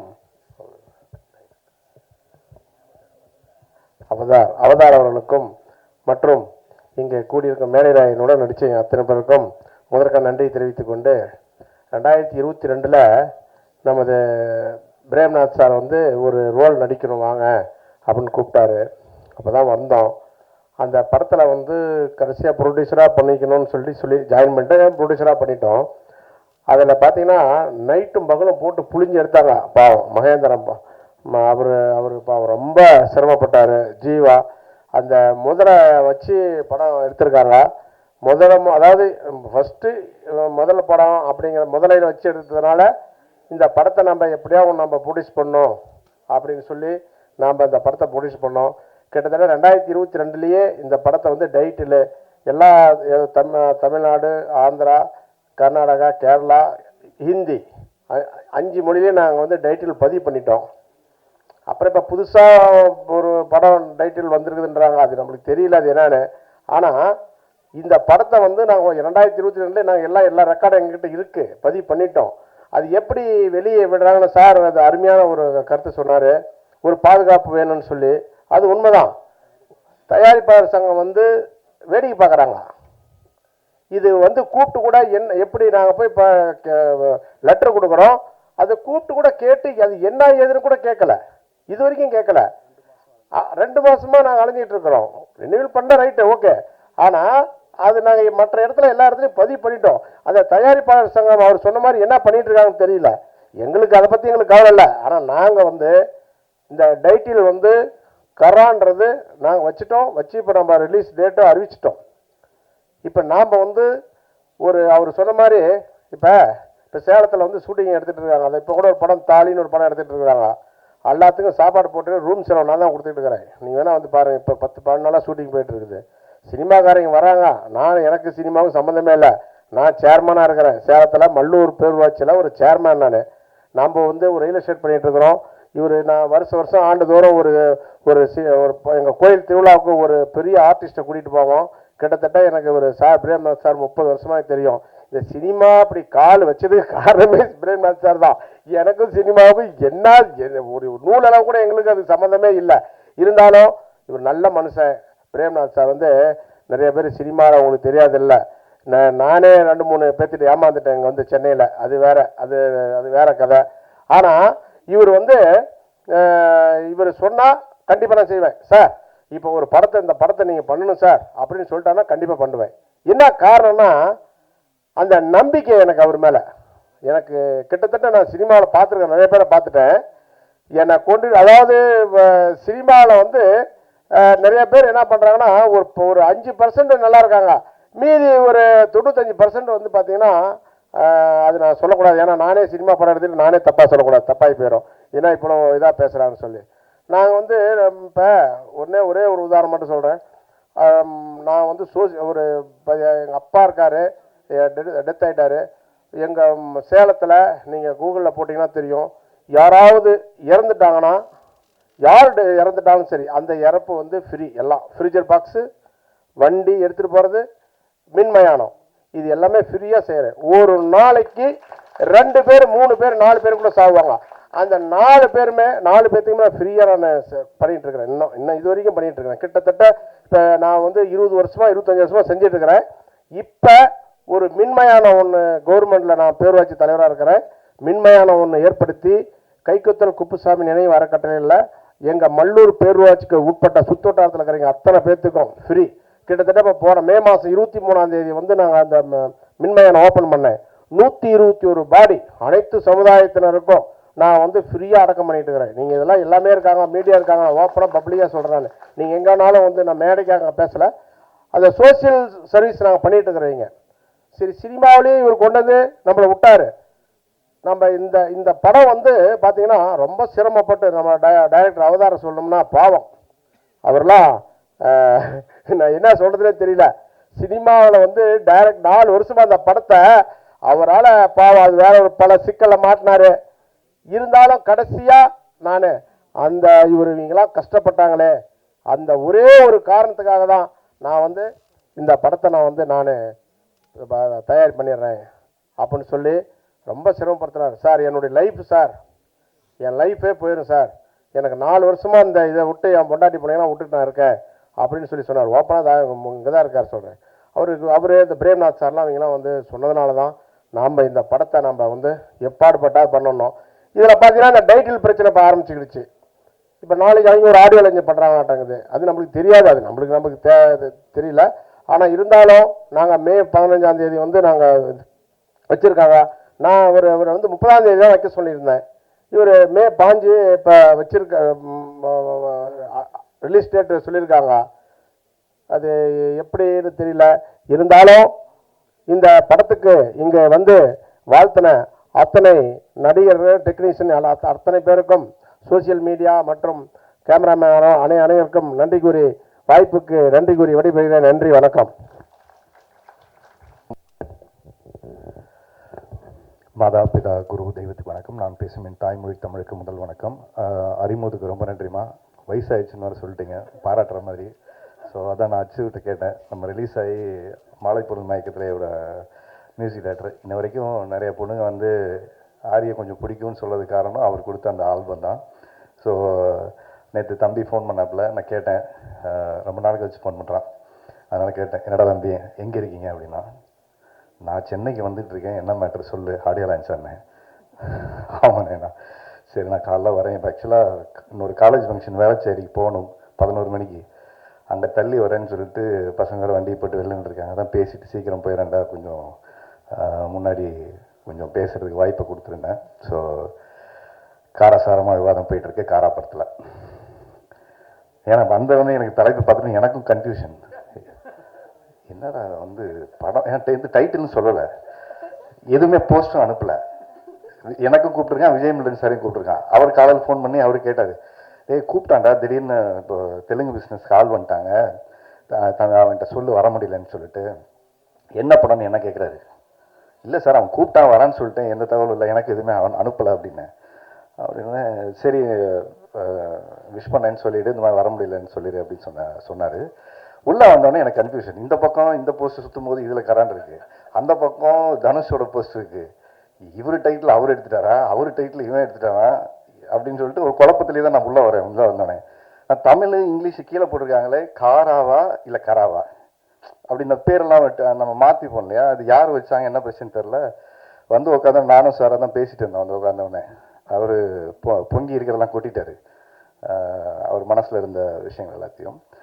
இது இப்போ குழப்பம்தான். இது வந்து இப்போ நாங்கள் எந்த காராவை பார்க்கணுங்கிறத முதல்ல ரிலீஸ் டேட்டை வச்சு தான் முடிவு பண்ணோம். இந்த டேட்டில் ரிலீஸ் ஆன படம் மகேந்திரன் படம், அந்த டேட்டில் ரிலீஸ் ஆன படம் தனுஷ் படம். ஸோ அதனால் தம்பி தனுஷோட ரெடி ஆகிட்டான்னு நினைக்கிறேன். ஏன்னா வழக்கமாக மாஸ்டர் மகேந்திரனா நமக்கு தெரியும்ல, மாஸ்டர் இனிமேல் அழிஞ்சு மகேந்திரனா அவனுடைய பேச்சு நிறைய இடங்களில் முதிர்ச்சியோடு இருக்குது. ரொம்ப அதுக்கு வாழ்த்துக்கள். ரொம்ப நிறைய பக்குவமாக பேசுகிறான், மைக்கெல்லாம் பார்த்துட்டு. ஏன்னா நாங்கள் சின்ன வயசுலேருந்து அவனை பார்த்துட்டே இருக்கனால என் ஒய்ஃப் சொல்லிட்டே இருப்பாங்க, அவனை ரொம்ப பிடிக்கும் வீட்டில். அவனை பார்த்தே வர இடம் ரொம்ப நாள் ஆச்சு அப்படின்னாங்க. அவனுக்கு ஒரு வீடியோ பேசியிருக்கான், அவனை பார்த்து அவன் எப்படி பேசுகிறான்னு சொல்லிட்டு அப்படின்னு சொல்லி 2 பேரும் ரொம்ப பெருமையாக பேசிட்டு இருக்கோம். அதனால் அவன் வந்து தளபதி ஃபேன் வேறு. அதனால் மைக்கை பிடிச்சானா சில நேரங்கள் உணர்ச்சி செய்யப்பட்டு மனசில் இருக்க எல்லாத்தையும் கொட்டிடுவான். உட்கார சொல்லலாம், நிறைய பேசணும் அவனை பற்றி. ரொம்ப ரொம்ப அவங்ககிட்ட எனக்கு பிடிச்ச விஷயம் என்னன்னா டிட்டர்மினேஷன். ஒரு வேலையை எடுத்துக்கிட்டோம் அப்படின்னா அதை முழுமையாக செஞ்சிடணும். தோத்தா கூட அவனால் அப்படியே பல்ல கடிச்சிட்டு இருப்பான். ஒரு ஷார்ட் பேட்மிண்டன் ஆடும்போது தோத்துட்டோன்னா அந்த அதை ஏன் தோத்தோம், அதை எப்படி சரி பண்ண முடியும், ஆனால் வாங்கினேன் திருப்பி ஒரு கேம் போட்டு ஜெயிப்பான் அப்படின்வான். அந்த அவங்ககிட்ட ஒரு நல்ல ஸ்பிரிட் இருக்கு. எல்லாரும் வெற்றி தோல்வி வரும். ஆனால் இந்த மாதிரியான ஹீரோக்களுக்கு இருக்கிற குவாலிட்டிஸ் என்னன்னா, ஒரு படத்தை தோல்ல சுமந்துக்கிட்டு போகக்கூடிய ஹீரோக்கள்ல மிக முக்கியமான ஒரு ஹீரோ. கடைசி வரைக்கும் அந்த படத்துக்கு என்ன வேலை செய்யணும், நான் 4 வருஷத்துக்கு முன்னாடி டேட் கொடுத்தா என்ன, அது வந்து இன்னைக்கும் அந்த படத்துக்கு நம்ம நேர்மையாக வேலை செய்யணும். கையில் அதுக்கெல்லாம் வேற ஒரு புது படம் வந்தால் கூட அந்த படத்துக்கும் நம்ம சரியாக நியாயமாக செய்யணும். அந்த தயாரிப்பாருக்கு, அந்த இயக்குனருக்கு அது என்ன செய்யணுமோ அதை செய்கிறது இருக்குல்ல. நேற்று அவன் பொண்ணை ஃபோன் கால் கூட எனக்கு தெரிஞ்சு ஒரு 20 பேர் கூப்பிட்டுருப்பான்னு நினைக்கிறேன். ஏன்னா இன்னைக்கு நிறைய நடிகர்கள் படம் நடிக்கிறோம். அவங்க நடித்த படத்துக்கு விளம்பரத்துக்கு அவங்களே வர்றதில்லை இப்போ. அது ஃபேஷன் ஆயிடுச்சு இப்போ. அது ஹீரோயினாக இருக்கட்டும், சில இடங்களில் ஹீரோவாக இருக்கட்டும், யாருமே வர்றதில்லை. இதில் இன்னொரு காமெடி என்னன்னா, அவங்க நடித்த படம் இந்த ப்ரீமியர் போட்டால் அதை பார்க்கவும் அவங்க வர்றதில்லை. இண்டஸ்ட்ரியில் இவங்க கூப்பிட்டாலும் நிறைய பேர் அவங்களுக்கும் நிறைய வேலை இருக்குது அப்படின்னு வர்றதில்லை. இப்படியான சில சிக்கல்களான சூழல் இருக்குது. திடீர்னு நேற்று ஃபோன் பண்ணோன்னே எனக்கு இன்னொரு டவுட் வேறு. இவன் ஏதாவது கட்சியில் தொகுதியில் ஜாயின் பண்ணி எங்கேயாவது எலெக்ஷன் கேம்பெயினில் இருக்கான் போல இருக்கு அப்படி நான் நினச்சிட்டு இருந்தேன். இவன் பேச்சு தோரணை எல்லாம் பார்த்தோன்னே அவர் இளைய தளபதியாகி அவர் கட்சி ஆரம்பிச்சிட்டாரு. தம்பி இளைய தளபதியாகி சரி மறுபடியும் ஜாயின் பண்ணி ஏதாவது தொகுதியில் இதில் நிற்கிறான் போல இருக்குன்னு நினச்சிட்டு இருந்தேன். கேட்டேன், கூப்பிட்டாங்க, போகலண்ணே, படம் நடிக்கிற வேலையெல்லாம் இருக்குது, கொஞ்சம் சம்பாதிச்சு சேர்த்து வச்சுட்டு போவோம்னா. அதனால் நான் அதனால தான் சொன்னேன், இது எலெக்ஷன் டைம் வேறு, நிறைய கேம்பெயினில் நிறைய கோரிக்கைகள்லாம் வைக்கிறாங்க. நீ ஏதாவது கமிட்டியில் இருக்கியாடா, பார்த்து ஏதாவது சினிமாவுக்கு பார்த்து செய்ய சொல்கிறா அப்படின்னு சொல்லி அவங்ககிட்ட கேட்டேன். நான் ஏன்னா என்ன வம்பிழுத்து விட்றீங்கன்னு கேட்டான். இல்லை இருக்கிற நிலைமை பார்த்தா விவசாய கடன் ரத்து, அது மாதிரி கூட்டுறவு நகை வச்சவங்க, அதுவங்க படிப்பு கல்வி வாங்கினவங்க, அதுக்கப்புறம் இப்போது டிகிரி முடித்து வீட்டில் சும்மா இருக்கிறவங்க, அப்புறம் டிப்ளமோ முடித்தவங்க. எனக்கு ஒரு டவுட் வந்துச்சு, ஐயோ நம்ம 8th fail, 8th pass, 10th fail, நமக்கெல்லாம் ஒன்றுமே இல்லையா, அப்போ இந்த ஃபெயிலான கூட்டத்துக்கெல்லாம் ஒன்றுமே இல்லைங்கிற ஒரு கவலை நிறைய பேர் இதை பார்த்தவங்களுக்கு இருக்கும். டிப்ளமோ படித்தவனுக்கு ஓகே, டிப்ளமோ படிக்காத ஆள் ஒரு பெரிய கூட்டம் இருக்கே, அவங்களுக்கெல்லாம் ஏதாவது ஒன்று அப்படின்னு யோசிக்கும்போது இன்னொரு ஆதங்கமான விஷயம் என்னென்னா, சினிமா துறைக்கு எந்த அறிக்கையுமே இல்லை. ஸோ இன்னைக்கு நிற்கக்கூடிய அனைத்து கட்சிகளுமே நிறைய மக்களுக்கான நிறைய திட்டங்களை அவங்க அறிவிச்சிருக்காங்க. அதை பற்றின விமர்சனங்களை விட்டுருவோம். அவங்க ஒரு மக்களுக்கு என்ன செய்யணுங்கிற நோக்கத்தோடு அதை விட்டுருக்காங்க. அதே மாதிரி சினிமா துறையில் எனக்கு தெரிஞ்சு பல லட்சம் பேர் இருக்காங்க. பல குடும்பங்கள் இந்த சினிமாவை நம்பி இருக்கு. அவங்களுக்கான ஏதாவது ஒரு திட்டங்கள் இருந்தால், எங்களுக்கெல்லாம் ஓட்டு இருக்குது, ஞாபகம் வச்சுங்க, சினிமாவில் இருக்கவங்களுக்கும் ஓட்டு இருக்குது. அதனால் அவங்களுக்கான சில திட்டங்களையும் நீங்கள் கொஞ்சம் அறிவிச்சிங்கன்னா நாங்களும் மனசு சந்தோஷப்பட்டு இதெல்லாம் வந்தால் இதெல்லாம் செய்வீங்கன்னு எங்களுக்கும் ஒரு சந்தோஷம் இருக்கும். ஏன்னா ரொம்ப நாளாக அந்த டிக்கெட்டிங் ஆன்லைன் டிக்கெட்டிங்கான விஷயங்கள் கொஞ்சம் அதை முறைப்படுத்தணும், அதுக்கான விஷயங்கள் அவங்க ரொம்ப நாளாக கோரிக்கையாக வச்சுக்கிட்டே இருக்காங்க. ஸோ அதெல்லாம் கொஞ்சம் பண்ணிட்டு இந்த இருக்கிற பிரச்சனைகள்லாம் சினிமாவில் ஒரு படங்கள் வெளியீட்டில் இருக்கக்கூடிய சிரமங்களை தவிர்க்கிறதுக்கு ஒரு வழிமுறைகளை கொண்டு வரணுங்கிறது ரொம்ப ரொம்ப முக்கியமாக இருக்குது. இன்றைக்கி படம் எடுக்கிறது முக்கியமாக இல்லை, சார் சொன்ன மாதிரி தேட்டரில் ரிலீஸ் பண்ணுறது தான் இன்றைக்கி ரொம்ப கஷ்டமான ஒரு சூழல். ஸோ அதை நம்ம எல்லாம் ஒன்றா இருந்தால் தான் செய்ய முடியும். அதில் ஒரு டிவைடிங் பாலிடிக்ஸ் சொல்லுவாங்க. அதாவது இங்கே பிளவுவாத அரசியல் ஒரு இடத்துல இருக்குன்னு நம்ம சொல்லிக்கிட்டே இருக்கோம். உண்மையாகவே பிளவுவாத அரசியல் சினிமாவில் நிறையா இருக்குது. ஏன்னா நம்ம யாருமே ஒன்றா இருக்கிறது இல்லை. அதுதான் ரொம்ப தமிழ் சினிமாவுடைய மிக வருத்தப்படக்கூடிய விஷயம். என்னென்னா, மற்ற இண்டஸ்ட்ரியில் இருக்கிற ஒரு யூனிட்டி இருக்குல்ல, இப்போ அண்ணன் ப்ரெஸ் அவருக்கு ஒரு பிரச்சனைனா நான் நிற்கிறதோ, இல்லை எனக்கு ஒரு பிரச்சனைனா புது பிரச்சனையை சொல்கிறேன். இண்டிவிஜுவலாக தனிப்பட்ட கருத்து வேறுபாடுகள் எல்லாருக்குமே இருக்கும். ஆனால் நம்ம இருக்கக்கூடிய தொழில் சார்ந்து இருக்கக்கூடிய விஷயம், நான் ஒர்க் பண்ணி ஆடியோ லான்ச்சே நடக்கலை, இந்த மாதிரி ஒரு நிகழ்வு நடக்காது. இங்கே சாப்பாடுறவருக்கு வேலை கிடைக்காது, இது மாதிரி தேட்டர் இருக்கிறவங்களுக்கு ஒரு ரெண்ட் கிடைக்காது. இது மாதிரி இந்த கேமரா எடுத்துகிட்டு வரவங்களுக்கு அவங்களுக்கு ஒரு இருக்குது, அதுக்கு பின்னாடி வேலை செய்கிறவங்க இருக்காங்க, அதுக்கு முன்னாடி யூடியூப்போ சேனலோ வச்சுருக்கு. இத்தனை எல்லாமே பொருளாதார ரீதியாக ஒரு மிகப்பெரிய பாதிப்புக்குள்ளாகக்கூடிய சூழல் இருக்குது. நம்ம ஏதோ பார்க்குறோம், இது அவருக்கு நடக்குது இவருக்கு நடக்குதுல்ல, இது நமக்கு நடந்துக்கிட்டு இருக்கு. இன்றைக்கி எங்கோ வாரம் நடக்குது. ஆனால் யோசிச்சு பாருங்கள், இன்றைக்கி நம்ம வீட்டில் குடும்பத்தில் பொருளாதார ரீதியாக பிரச்சனை, கேஸ் விலை ஏறிடுச்சு, பெட்ரோல் டீசல் விலை ஏறிடுச்சு, பொருளாதார ஏறிடுச்சு, வாங்கின சம்பளம் அதே தான். ஆனால் நீங்கள் செலவு பண்ணக்கூடிய அந்த வருமானத்தில் செலவு அதிகமாகிடுச்சு. அப்போ இந்த இன்ஃப்ளேஷன் அதிகமாச்சுன்னா நாளைக்கு என்ன பண்ணுவோம்? அடுத்து வட்டி கூட்டிடுவாங்க. யாரெல்லாம் லோன் வாங்கி வச்சுருக்கீங்களோ அப்படியே மனசில் பக்குன்னு இருக்கும். அடுத்து ரெப்போ ரேட்டு வந்துச்சுன்னா வட்டி ஏறிச்சுன்னா லோன் ஏறிடும். இந்த மாதிரி பல பிரச்சனைகள் ஒரு இடத்துலேருந்து ஆரம்பித்து புள்ளி. நம்ம ஏதோ சாதாரண சினிமா நினைக்கிறோம். ஆனால் இந்த மாதிரியான ஒரு தயாரிப்பாளர் இங்கே ஒரு ப்ரொடியூஸ் பண்ணுறதில்ல, அவர் நல்ல மனசோடு இங்கே செய்கிறதுலையும் அடுத்த தடவை செய்யணுமா வேணாமாங்கிற இடத்துக்கு நிறைய பேர் யோசிக்கிற அளவுக்கு தள்ளப்பட்டுருவாங்க. தயாரிப்பாளர் பற்றி சொல்லணும்னா ரொம்ப சந்தோஷமாக இருந்த விஷயம் என்னென்னா, வாழ்க்கையில் எவ்வளோ முன்னுக்கு போனாலும் பெற்ற தாய் தந்தையை மறக்கக்கூடாதுன்னு நமக்கு சொல்லிக் கொடுப்பாங்க. ஆனால் அவருடைய ஃபோட்டோவை இந்த கீழே வச்சு அவர் மாலை போட்டுட்டு அதுக்கப்புறமா அவர் இந்த நிகழ்ச்சியை துவங்கினதுங்கிறது வந்து, இது பார்க்குறதுக்கு ஏதோ ஊர் நாட்டானா இருக்குன்னா, அவர் மேல் வைத்திருக்கக்கூடிய மரியாதையும் அன்பும் அந்த இடத்துல இருந்து தான் எனக்கு ரொம்ப ஆரம்பிச்சது. பெற்ற தாய் தந்தையரை எந்த இடத்துக்கு போனாலும் மறக்காமல் இருக்கணுங்கிற நிறைய பிள்ளைகளை ஞாபகப்படுத்தக்கூடிய ஒரு தயாரிப்பாளராக இருந்தார். அதுக்கப்புறம் விஜய் சார் வந்து ட்ரைலராக வந்து இன்னைக்கு பார்க்கும்போது நல்லா இருந்தது. ஏன்னா படத்தை பற்றி கொஞ்சம் பேசிடுவோம். பிரச்சனையை பற்றி பேசிட்டா கேப்ஷனே அதை தான் இருக்கும். தனுஷுக்கும் மகேந்திரனுக்கும் கராவில் பிரச்சனையா அப்படின்னு. அது மாதிரி ஸோ இந்த படத்தை பற்றி சொல்லணும் அப்படின்னா, ஒரு மிருகங்களை வைத்து எடுக்கக்கூடிய படங்கள் வந்து நம்ம தமிழ் சினிமாவில் ரொம்ப ரேராக தான் வருது. ஸோ இன்டர்நேஷ்னலில் இதுக்கு ஒரு பெரிய மார்க்கெட் இருக்குது. இந்த மாதிரி ஒரு படம் எடுத்தாலே அதுக்குன்னு ஒரு ஆடியன்ஸ் இருக்காங்க. எப்படி பேய் படங்கள் பார்க்குறதுக்கு ஒரு ஆடியன்ஸ் இருக்காங்களோ, இந்த மாதிரி மிருகங்கள் சார்ந்து எடுக்கக்கூடிய படங்கள் அது ஒரு பெரிய மெனக்கடலான வேலை. இது நிறைய ஹோம்ஒர்க் பண்ணி பண்ணணும். ஏன்னா நம்மக்கிட்ட நிஜமாக முதலே கூப்பிட்டு வச்சு வாயை தோறது நடிச்சு உள்ளே நடிக்க முடியுமா? அது மாதிரி நடிக்கணும். அது மாதிரி ஒரு அதை இமேஜின் பண்ணி நடிக்கிறது ரொம்ப கஷ்டம். வாழ்க்கையில் நிறைய கஷ்டப்பட்டிருக்கான். ஆனால் தலையில் தங்க போட்டு மொத்த படமும் அவனை உரிச்சிருக்காங்க. ஸோ அதனால் இதுக்கப்புறம் உன் வாழ்க்கை தலைகளாக மாறும்னு நினைக்கிறேன். நீ தொங்கின இவ்வளோ நாளைக்கு. ஸோ ஏன்னா அவன் வாழ்க்கை தலைகளாக மாறணும்னு எவ்வளோ பேர் என்ன மாதிரி இருக்கக்கூடிய நிறைய பேர் நாங்கள் ஆசைப்படுறோம். ஸோ இந்த படம் அந்த மாற்றத்தை உனக்கு கொடுக்கட்டும். ஸோ லவ் சாங் அப்படின்னா இன்ன வரைக்கும் எனக்கு நெடுஞ்சாலையும் மாலை பொழுது மைக்கிலையும் தான். ஆனால் அதுக்கப்புறம் லவ் போட பாட்டெல்லாம் போடுவாங்க. அதுக்கப்புறம் ஒன்று அந்த பாட்டு படத்தில் இருக்காது, இல்லை விஷுவல் பண்ணுறதுக்கு காசு இருக்காது. லவ்வுக்கும் நமக்கும் அதுக்கப்புறமாவே கொஞ்சம் பிரச்சனை தான். அதனால தான் நான் சொன்னேன், அச்சு கிட்ட கேட்டேன், அச்சு நம்ம படம் பண்ணி எவ்வளோ நாள் ஆச்சு அப்படின்னு. ஒரு 10 years இருக்குமா? இல்லை அதுக்கு மேலே ஆச்சு. ஏன்னா அச்சு இப்போ நீங்கள் பார்க்குற நிலைமையெல்லாம் அப்போ இல்லை. அப்போ வந்து ஒரு நல்ல play boy, young boy, is very energetic. காதல் ரசம் சொட்டிக்கிட்டே இருக்கும் அச்சுக்கிட்ட. வலிஞ்சு நாங்கள் தான் அதை எடுத்துக்கணும். இதில் ஒரு பாட்டு அதில் ஒரு பாட்டுன்னு அவ்வளோ தூரம் எங்கே எனர்ஜெட்டிக். இப்போ பார்த்தா வந்து ஏதோ வந்து இசை ஞானி கேள்விப்பட்டிருங்க. நம்ம பார்த்துட்டு அவர் எப்படி இருப்பாருன்னு அடுத்த உருவமாக இருக்காப்புல. எப்படி இருக்கீங்க? நல்லா இருக்கீங்களா? ஓகே, அம்மா நல்லா இருக்காங்களா? நம்ம அச்சு தானே அது அப்படிங்கிற அளவுக்கு ஒரு பெரிய டிரான்ஸ்ஃபர்மேஷன் வந்து. எனக்கு வயசாயிடுச்சா இல்லை அவருக்கு வயசாயிடுச்சான்னு அவர் பேசலன்னா எனக்கு வந்து ஐயோ நமக்கெல்லாம் இவ்வளோ வயசாயிடுச்சா வந்து அச்சு பேசுறது பார்த்து அப்படின்னா அவ்வளோ ஒரு பக்குவமாயிட்டாப்புல.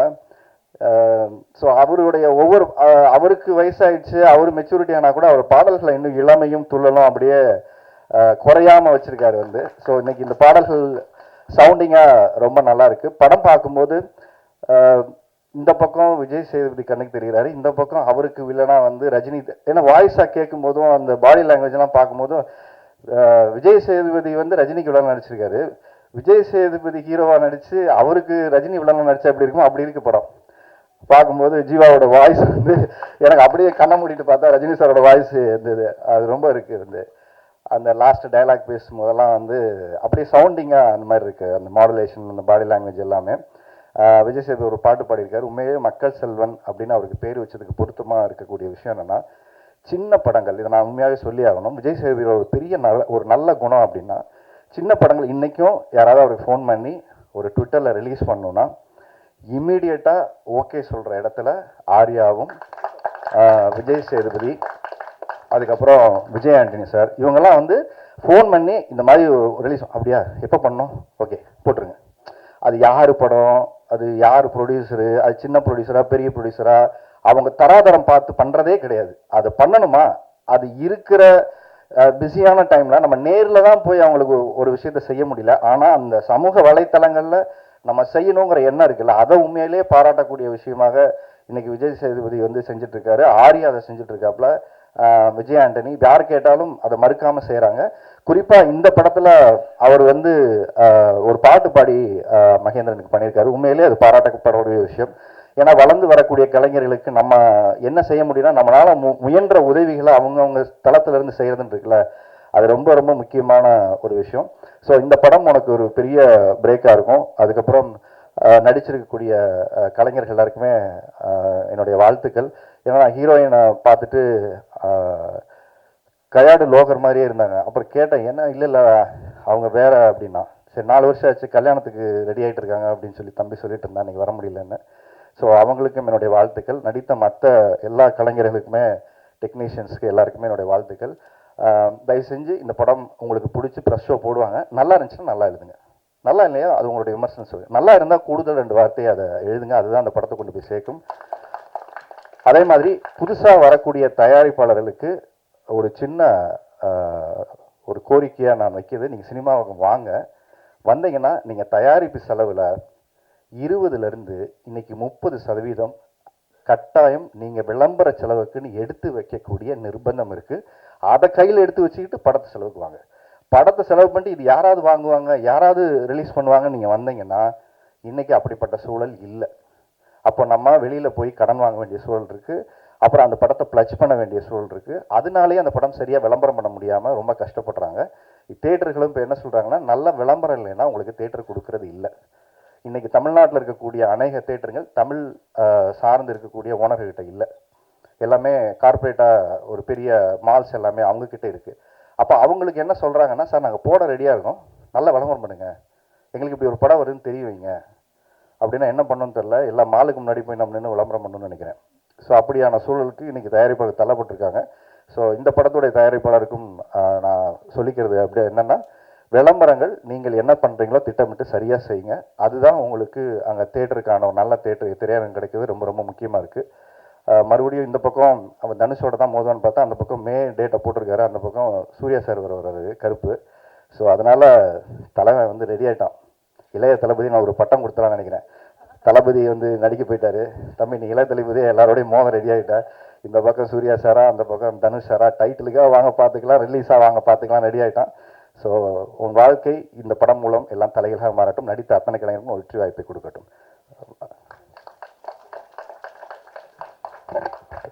Thank you so much. நட்புக்காக என்றைக்குமே சொல்ல வேண்டாம், ரொம்ப முக்கியமான ஒரு பர்சன் சேதுனா. ஓகே, இது நான் ஒரு ஜஸ்ட் ஒரு 1.5 minute தான் அவரை பற்றி நான் சொல்ல போகிறேன். அவர் எவ்வளோ முக்கியமான ஒரு பர்சன் எனக்கு அப்படின்ட்டு. இன்னைக்கு எல்லாருமே வந்துட்டு மாஸ்டரில் வந்து மகேந்திரன் ரொம்ப நல்லா நடிச்சிருக்கான், சூப்பராக பண்ணான் அப்படின்னு எல்லாருமே சொல்கிறீங்க.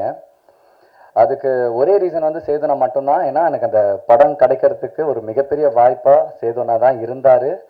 அவர் தான் லொக்கேஷன் என்கிட்ட சொன்னார், லொக்கேஷன் என்னை பார்த்தாரு, எனக்கு மாஸ்டர் கொடுத்தாரு. அவரை மாதிரி தான் நடித்தேன், அவரை மனசில் வச்சு தான் நடித்தேன், நான் மாஸ்டர் பண்ணேன். இது மட்டும் கிடையாது, இதுக்கு ஒரு எனக்கு தெரிஞ்ச ஒரு 2012 எனக்கு அண்ணாவை நல்லா தெரியும். நான் எவ்ரி டைம் அவர்கிட்ட நான் நிறைய சண்டை போடுவேன். நான் எனக்கு எதனா ஒன்று பண்ணுங்க, எனக்கு எதனா ஒன்று பண்ணுங்க நான் கேட்டுகிட்டே இருப்பேன். ஆனால் எனக்கு இப்படி வந்து எனக்கு அது மாஸ்டராகவும் சரி, எனக்கு இந்த படத்தில் அந்த பாட்டு பாடி கொடுத்ததாகவும் சரி, எனக்கு இவ்வளோ செய்வார்னு உண்மையாக நான் நினச்சே பார்க்கல. ஏன்னா லைஃப்பில் நான் என்றைக்குமே எதுக்கு நான் சினிமாவில் எப்படி ஓடிட்டே இருக்கேன் அப்படின்னா, நிறைய பண்ணிகிட்டே இருப்பேன். நான் என்னென்னா லைஃப்பில் நான் எப்படி ஓடுவேன் அப்படின்னா, நான் என்றைக்குமே தனியாக ஓட மாட்டேன். எனக்கு யாரும் கையும் எனக்கு கொடுக்க வேண்டாம். ஆனால் நான் திரும்பி பார்க்கும்போது உனக்கு நான் இருக்கேன்ற அந்த ஒரு பார்வை இருந்தால் எனக்கு அது போதுன்னு மட்டும்தான் நான் ரொம்ப நம்புவேன் நான். ஏன்னா எனக்கு யாருன்னா கை கொடுக்க நான் வேகமாக ஓடுவேன், நான் சொல்லவே மாட்டேன். அந்த ஒரு ஷோல்டரை தாண்டி, அந்த ஒரு லவ்வை தாண்டி என்றைக்குமே சேதுன்னா என் கூடயே இருக்காரு. தேங்க்யூண்ணா, இது ஒரு ஸ்டேஜாக எடுத்துக்கிட்டு இது வரைக்கும் நீங்கள் எனக்கு செஞ்சது அண்ட் எனக்காக நீங்கள் பேசுனது, எனக்கு நீங்கள் சொல்லி கொடுத்தது எல்லாத்துக்குமே இந்த ஒரு ஸ்டேஜில் நான் உங்களுக்கு ரொம்ப ரொம்ப ரொம்ப தேங்க் பண்ணுறேன் சேதுனா. Love you so much and love you 3000. Thank you. Thank you. So எனக்கு வேறு ஃப்ளைட்டுக்கு டைம் ஆயிடுச்சுப்பா, 2 டிக்கெட்டு மாற்றிட்டாரு. வருகை தந்திருக்கும் அனைவருக்கும் என்னுடைய பணிவன்பான மதிய வணக்கத்தை தெரிவித்துக் கொள்கிறேன். காலை வணக்கத்தில் ஆரம்பிக்கலாம்னு நினச்சேன். ஸோ நிறைய பேர் வந்து நமக்கு முன்னாடி பேசுகிறவங்க ரொம்ப ஃபயரான ஸ்பீச்லாம் கொடுக்கும்போது நம்ம என்ன பேசணுன்ற விஷயமே நமக்கு எல்லா மேடையிலையுமே மறந்துடும். ஸோ அதனால் நான் யாரையாவது பேர் சொல்ல மறந்துட்டேன்னா அவங்க அட்வான்ஸாக என்னை மன்னிச்சிடுங்க. ஸோ அந்த மன்னிப்பை நான் முதல்ல கேட்டுக்கிறேன். கண்டிப்பாக சில பேரை நான் சொல்கிறதுக்கு மறந்துடுவேன்னு நினைக்கிறேன். அதை கண்டிப்பாக பாருங்கள், மன்னிச்சு வந்துட்டார் எங்கள் கேமராமேன். அவர் பேரை கண்டிப்பாக நான் மறந்துருப்பேன், இப்போ ஞாபகப்படுத்திட்டார், நல்ல வேலை. தேங்க்யூ. ஸோ சில பேருக்கு நம்ம ஒரு படத்துக்கு வந்து நன்றி சொல்லுவோம் அப்படின்னு சொன்னால், என்னை பொறுத்த வரைக்கும் இந்த படத்துக்கு நான் முதல்ல நன்றி சொல்லணும்னு நான் நினைக்கிறது பவானி என்டர்டெயின்மெண்ட் ராஜேஷ்குமார் சாருக்கு.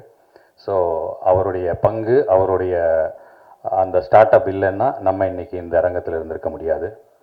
அதுக்கு அடுத்ததான் நான் சொல்ல வேண்டியது இயக்குனர் அவதார் அவருக்கு. எனக்கு வந்து இந்த நேம் கன்ஃபியூஷன் அப்போலேருந்தே இருக்குது. சார் அவதார் டைரக்டர் உங்களை கூப்பிட்டு படம் பண்ணுன்றாரு. நான் அப்பா ஜேம்ஸ் கேமரூனா அந்த ஆள் கண்ணில் நம்ம எப்படா பட்டோம்.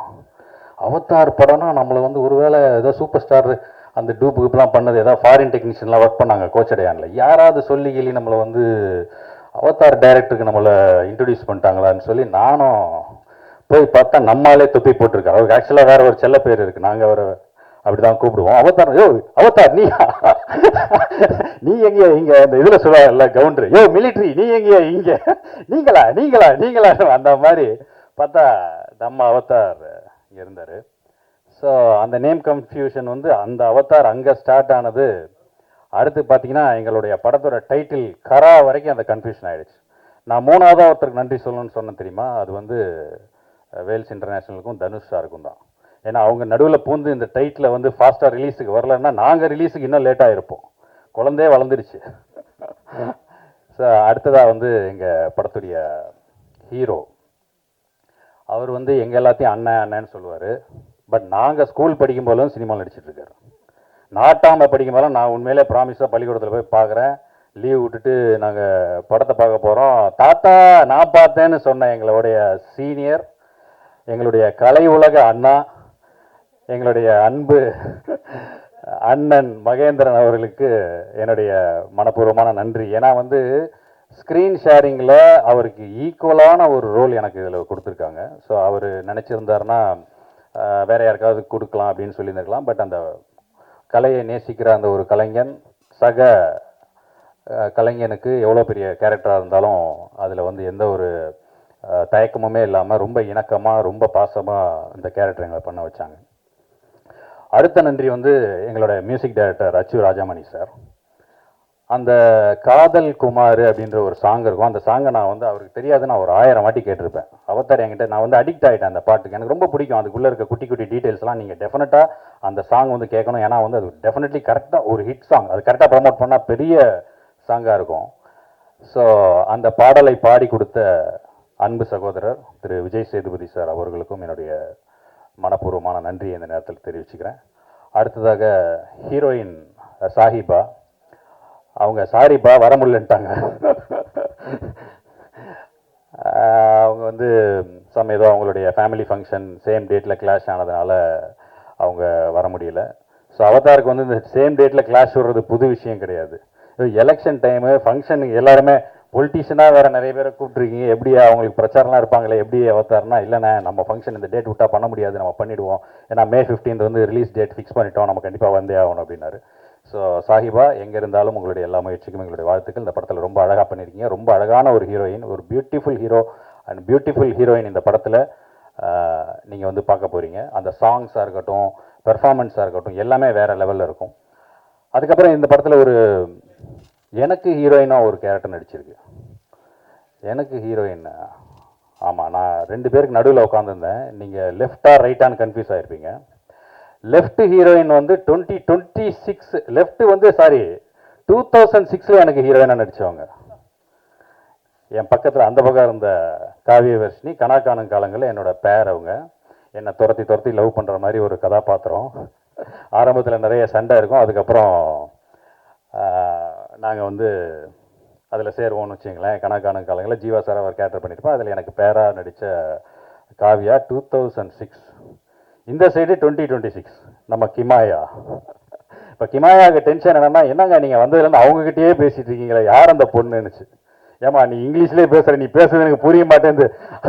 அந்த பொண்ணு தான் தமிழில் பேசும், நான் பேசுறது அதுக்கு தான் புரியும், அது பேசுறது எனக்கு புரியுது, அதெல்லாம் நாங்கள் பேசிகிட்டு இருக்கோம், நீ ஒன்றும் தப்பாக நினச்சிக்காத. இப்போ ஃபங்க்ஷன் முடிஞ்சாலும் கிளம்பிடும், அதுக்கப்புறம் ஃபுல்லாக நான் அவங்க கூட தான் பேசுவேன். இன்றைக்கி ஃபுல்லாக ப்ரமோஷன் வேறு போகணும் Kimaya. I believe you. Okay, 3 days full promotion with you. We going all channels and interviews, everything with you. And so நல்ல ஒரு நண்பர், நல்ல ஃப்ரெண்டு கிமாயா, ஒரு டெடிக்கேட்டட் ஆக்டர், நீங்கள் வந்து பார்க்கவே முடியாது. ஆக்சுவலாக அவங்க பேரு அதெல்லாம் வந்து சொல்கிறது வேற, ஒரு நல்ல ஃப்ரெண்டு. உண்மையை சொல்லிடுறேனே, எனக்கு வந்து அவங்க மேலே ஒரு சிஸ்டர் ஃபீல் தான் இருக்கும். ஒரு தங்கச்சி நம்ம கூட சண்டை போட்டால் எப்படி இருக்குமோ, என்ன அந்த பொண்ணு பார்த்தா தங்கச்சி ஃபீல் தான் வருது, ஜோடின்றீங்க அப்படிங்கிற மாதிரி இருக்கும். பட் ரொம்ப அவங்களே கேட்பாங்க, யோ என்ன கடைசியில் முதல்ல கட்சி நான் சாகுறேன், நீ ஃபீலே பண்ண மாட்டேங்கிறியே அப்படின்வாங்க. ஸோ அந்த மாதிரி. அடுத்ததாக எங்களுடைய டெக்னீஷியன் ஃபைட் மாஸ்டர் ரவி அண்ணன், அவர் வந்து இந்த படத்தில் வேற லெவலில் அவருக்கு கொடுக்கப்பட்ட அந்த கொஞ்ச நாளில் அவ்வளோ ஒரு பெர்ஃபார்மன்ஸ் வந்து எல்லார்கிட்டையும் வாங்கியிருப்பார். ஸோ நீங்கள் ஆக்டர்ஸை வந்து வேலை வாங்குறது ஈஸிங்க. crocodiles வந்து நிறைய டம்மியும் நாங்கள் ஷூட் பண்ணோம். அந்த crocodiles போர்ஷன் வந்து சாதாரண விஷயம் கிடையாது. உண்மையிலே ஒரு முதலையோட நாங்கள் ஷூட் பண்ணது வந்து குஜராத்தில் விஸ்வாமித்ரா நதிக்கரையில் ஒரு கோடவுன், அந்த பேஸ்மெண்ட்டில் நாங்கள் ஷூட் பண்ணுறோம். அந்த பேஸ்மெண்ட்டு கீழே பார்த்தீங்கன்னா உண்மையிலே முதலைங்க இருக்கும். ஒரு 100 முதல்ல படுத்து கிடக்கும். நாங்கள் ஃபர்ஸ்ட் ஷெடியூல் முடிச்சுட்டு அந்த டம்மி கிம்மிலாம் அங்கேயே வச்சுட்டு வந்துட்டோம். நடுவில் ஒரு பெரிய மழை, ஆற்று தண்ணியெல்லாம் வந்து அந்த நாங்கள் ஷூட் பண்ணுற அந்த சப்வே கீழே வந்துருச்சுன்னு வச்சுங்களேன், அந்த செட்டுக்குள்ளே வந்துருச்சு. மழையெல்லாம் வடிஞ்சதுக்கப்புறம் எங்கள் ஆர்ட் டிபார்ட்மெண்ட்லாம் போயிட்டு அந்த டம்மி முதலையெல்லாம் எடுத்துகிட்டு வரணும்பா, எல்லாம் நனைஞ்சு நனைஞ்சு வேஸ்ட்டாக போயிருக்க போது என்ன ஆச்சுன்னு போய் பாருங்கன்னு சொன்னால் 2 முதல்ல உண்மையிலே வாழை ஆட்டியிருக்குது. அலறி அடித்து ஓடி வந்தாங்க. ஏன்னா உண்மையான முதல்ல அந்த ஆத்தங்கரையிலேருந்து இறங்கி உள்ள செட்டோட செட்டாக வந்து கலந்துச்சு, குரூப்பில் டூப் ரவுண்டு மாதிரி. ஸோ இந்த மாதிரி நிறைய சம்பவங்கள் இந்த படத்தில். அண்டு கேமராமேன் வில்லியம் சார் பொறுத்த வரைக்கும் அவருக்கும் அவர் கொடுக்கப்பட்ட நேரத்தில் ஒரு பிரம்மாண்டமான ஒரு படைப்பை உருவாக்கியிருக்காரு. ஸோ அவருடைய டெக்னிக்கல் ஒர்க்கும் லைட்டிங்ஸும் ரொம்ப சூப்பராக இருக்கும். ஏன்னா இந்த படத்தை பற்றி நான் ஃபுல்லாகவே இந்த படத்தை பற்றி தான் பேசிகிட்டு இருக்கேன். ஸோ அதனால் கொஞ்சம் டைம் இருக்கும், எல்லாரையும் பற்றியும் சொல்லணும், தயவு செஞ்சு மன்னிக்கணும். அண்டு இப்போ இந்த படம் வெளிவரதுக்கு முக்கியமான ஒரு காரணம் அப்படி யாருன்னு சொன்னால் பிரேமநாத் அண்ணன். இந்த படத்தில் ஒரு பெரிய டான், நான் வந்து சின்ன டான் தான், எனக்கு மேலே ஒரு பெரிய டானாக இந்த படத்தில் அவர் என்னையே போட்டு தள்ளுறதுக்கு தேடிட்டு இருக்க ஒரு டானா அவர் நடிச்சிருப்பாரு பிரேம்நாத் அண்ணன். அவர் சொன்னார் இல்லையா, ஃபர்ஸ்டே நம்ம ஐயனார் சார் பேசினார் இல்லையா, இந்த படத்தோடைய இவர் பிரேம்நாத் அண்ணன் சொன்னால் நான் என்ன வேணால் செய்வேன், அந்த அளவுக்கு நம்பிக்கை நட்சத்திரம் சொன்னார் இல்லையா. ஸோ அவருக்கு இந்த படத்தை இனிஷியேட் எடுத்து இன்றைக்கி ரிலீஸுக்கான எல்லா முயற்சியும் செய்தார். அவருக்கு என்னுடைய நன்றி. அடுத்ததாக என்னுடைய மிகப்பெரிய நன்றி என்னென்னா, இன்றைக்கி உள்ள இந்த சினிமாவுடைய இதில் ஒரு ஃபுல் ரிஸ்க் எடுத்து இந்த இதை வந்தே ஆகணும். டே 1 பூஜையில் எப்படி நம்ம பார்த்தோமோ அந்த பூஜையிலிருந்து இந்த படத்தில் ஒரு கதாபாத்திரமாகவும் நடித்து அவர் ரோலையும் அவர் சின்சியராக செஞ்சு அதுக்கு அடுத்து அவதாருக்கு இன்னொரு படம் பண்ணுறதுக்கான ஒரு முன்னேற்பாடுகளையும் செஞ்சு இப்போ இந்த படத்தை ரிலீஸ் வரைக்கும் கொண்டு வந்து இன்றைக்கும் அவருக்கு பல வேலைகள் இருக்குது. அந்த வேலைகளுக்கு நடுவுலையும் இந்த ஃபங்க்ஷனை வெற்றிகரமாக நடத்தி முடிக்கணும் அப்படின்னு நினைக்கிற அந்த ஒரு உயர்ந்த உள்ளம் சினிமாவுக்கு அவர் செய்கிறதுக்காக நான் அந்த விஷயத்த சொல்லலை, அவருடைய பகுதி மக்களுக்காக அவர் செய்கிற அந்த ஒரு விஷயத்துக்காகவும் சேர்த்தே நான் சொல்கிறேன். ஸோ அப்படிப்பட்ட ஒரு நல்ல மனிதர்கள் இண்டஸ்ட்ரிக்குள்ளே வர்றது எங்களுக்கு இன்னும் மிகப்பெரிய பலமாக இருக்கும்னு நினைக்கிறேன். ஸோ அண்ணன் சேலம் ஐயனார் அவர்களுக்கும் என்னுடைய நன்றியை இந்த நேரத்தில் தெரிவிச்சுக்கிறேன். அண்டு இந்த படத்தை ரிலீஸ் பண்ணுற மங்களம் சினிமாஸ் அண்ணன் பிச்சைமுத்து அண்ணன் அவர்களுக்கும் என்னுடைய மனமார்ந்த நன்றியை தெரிவிச்சுக்கிறேன். ஸோ இன்னும் நிறைய பேர் சொல்ல வேண்டியது இருக்குது. ஆங்கர் மட்டும் பின்னாடி இருந்து பார்த்துட்டே இருக்காங்க. ஏன்னா கரெக்ட் டைமுக்கு வந்தது அவங்க தான், 10:30 மணிக்கு.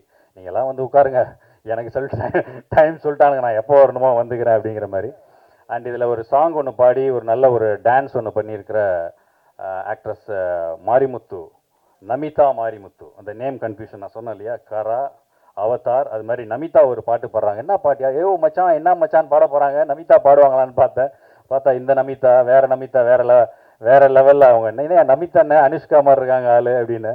ஸோ அவங்க அவ்வளோ அழகான ஒரு பாடல் பாடியிருக்கிறாங்க. ஸோ இன்னும் நிறைய டெக்னீஷியன்ஸ் பற்றி சொல்ல வேண்டியது இருக்குது. வந்திருக்கிற சிறப்பு விருந்தினர்கள் அத்தனை பேருக்கும் நன்றி சொல்லணும். பட் எப்பயுமே நமக்கு வந்து மைக் ரொம்ப லேட்டாக கிடைக்கிறதுனால நிறைய விஷயத்தை நான் கவர் பண்ண முடியாமல் போயிடும். அண்ட் அண்ணன் திருமலை அவர்கள் திரையுலகத்தில் இருக்கும் அத்தனை பிரச்சனைகளையும் அவங்க ரொம்ப அழகாக முன் வச்சு அதற்கான தீர்வை நோக்கி தொடர்ந்து அவர் போராடிட்டே இருக்கார். அவருக்கு என்னுடைய நன்றியை தெரிவிச்சுக்கிறேன். அண்டு ஓகே, அந்த ஆங்கர் அத்தனை பேருக்கும் அந்த அத்தனை பத்திரிகை சகோதர சகோதரிகளுக்கும் இவ்வளவு நேரம் பொறுமையாக இருந்து எங்களுடைய இந்த நிகழ்ச்சியை கண்டு ரசிக்கும் அனைவருக்கும் என் நன்றி. அண்ட் இந்த படத்தில் எங்களுக்கு வந்து இந்த குட்டி பாப்பாவாக ஒரு பாப்பா நடிச்சிருந்தது. நான் தான் சொன்னேன், நீ உட்காந்தே இருமா, நீ ஏன் சொன்னால் எங்களோட டியூரேஷன் தெரிஞ்சிடும். ரொம்ப அழகான ஒரு கேரக்டர் நடித்த ஹாப்பி. அவங்க வந்து வாழ்க்கையில் எல்லாம் வளங்களும் பெற்று இன்னும் பெரிய அளவில் வரணும், அவங்களையும் வாழ்த்தி வந்திருக்கும் அனைவருக்கும் என்னுடைய நன்றியை கூறி விடைபெறுகிறேன். நன்றி, வணக்கம், தேங்க்யூ. Thank you so much. ஒரு தரப்பட்ட நேரம் 5 நிமிஷம், நான் ஒரு 2 நிமிஷமாக ஆக்கிக்கிறேன். நன்றி, எவ்வளோ மகிழ்ச்சி பாருங்க. அண்ணன் ஐயனார் அவர்களே, நீங்கள் மயானமாக தந்தீர்கள் இந்த மக்களுக்கு. இந்த படத்துக்கு பிறகு மயானம் தரமாட்டீர்கள், விமானம் தருவீர்கள். யாரோ ஒருத்தர் தான் கைத்திட்டு இருக்காரு. ஏன்னா நான் எழுதி வச்சுக்கோங்க, எல்லாம் நிறைய பேர் ஒரு 80% நண்பர்கள் தான் பத்திரிகையில், 85% கூட இருக்கும். வெற்றி இயக்குனர் வெல்லும் இயக்குனர், வெற்றியின் இயக்குனர் வெல்லும் இயக்குனர், வீரத்தின் இயக்குனர், விருதுகளை குவிக்கும் இயக்குனர், வினாடி நேரம் கூட அவனை பிடிக்க முடியாது என்று அவதாரம் எடுத்த இயக்குனர் இந்த ஓரத்திற்கு இந்த அவதார இயக்குனர். ஏன்னா ஒரு அந்த சும்மா ஒருத்தனை வந்து பாராட்டி புகழ்ந்துட்டு போறது கிடையாது. எனக்கு ஒரு பாட்டு கொடுத்ததுக்காக பாராட்டுறதா? எங்க ஊர்ல அப்படிதான். எதுக்குத்தான் ஒருத்தர் கவிதை எழுதுவார். ஒருத்தர் இறந்துட்டான்னு கவிதை கேட்டதுக்கு முனிசாமி என்னும் முதியோர் மறைந்தனையோ, அவர் பேர் முனிசாமி, அவர் முனிசாமி என்னும் முதியோர் மறைந்தனையோ மூத்த தமிழ் கோவை என்னார். அதான் முனிசாமி வந்து தெலுங்காரன், மூத்த தமிழ் கோவை, மூக்கு மூ போட்டது. இப்படி புகழ்ந்து ஒரு வெற்றித்தனமா புகழ்றது ஒரு காமெடி ஆயிரும். இவருடைய திறமைகளை பார்த்து இந்த ட்ரெய்லரை பார்த்து அவ்வளவு ஒரு நேர்த்தியான அடர்த்தியான, ஏன் ஒரு பெரிய வெற்றி பெறுவான்னு சொன்னா அது காரணம் சொல்லணும். சும்மா ஒருத்தரை பாராட்டுறது கிடையாது. வாரேன் அடுத்து மகேந்திரனை பத்தி எல்லாம் பேச வேண்டி இருக்கு. 2 நிமிஷத்துல எப்படி பேசுறது? எப்படின்னா ஒரு சாட்டிஸ்ஃபைடு ஆக மாட்டார். இதான் முக்கியமான விஷயம். ஒரு படைப்பாளி திருப்தி அடைய மாட்டான், அடர்த்தியா இருக்கும். இது எங்கேயுமே இல்லையே. பாத்தீங்களா, சொன்னார் ஜீவா சொன்னார், அந்த குமார் பாட்டு புதுசா இருக்கு, எத்தனையோ முறை கேட்டேன். எத்தனை ஒரு ஜீவா எத்தனை பாட்டு கேட்டீங்க? 500 வாட்டி. இதுதான் அந்த புதுசு. எப்ப பார்த்தாலும் ஒரே மானே தேனே கட்டிப்பிடி மாமன் தோலை தொட்டு கட்டி, என்னதுக்குடா அந்த கன்றாவையே தரோட சொல்லுவீங்க. ஒரு புதுசா எக்ஸ்பெரிமெண்டல் எக்ஸ்பெரிமெண்டல் ஒரு டைரக்டர். அவரை பாராட்டி எனக்கு ஏதாவது போதா? என்னுடைய இலக்கு ஏதாவது ஒரு பல்கலைக்கழகத்துக்கு ஏதாவது பெரிய பதவியில் போகணும், ஏதோ ஒன்று ஏழை மாணவர்களுக்கு உதவி பண்ணணும். அது பார்த்தா அண்ணன் உண்மையிலே நான் உங்களை கை கொடுத்து வணங்குறேன். இந்த ஏழைங்களுக்கு அதாவது நீங்கள் விமானம் கொடுக்க போறீங்க. வந்து மயானம் கொடுத்தீங்க, அது பெரிய சந்தோஷமான விஷயம். அதுதான் நீங்கள் அரசியல் எந்த கட்சி என்னன்னு தெரியாது. அவர் சொன்னார், நான் தளபதியுடைய ரசிகர்னு ஒருத்தர் சொன்னார். யாரு சொன்னாங்க? 2 பேர் இருக்காங்கன்னு சொன்னாங்க. நானும் ஒரு தளபதியுடைய ரசிகர் தொண்டர் தான். நான் முத்துவேல் கருணாநிதி ஸ்டாலின் தளபதியோட தொண்டர்னா. அதாவது இன்னொருத்தர் சொன்னார், ஆமா அப்பா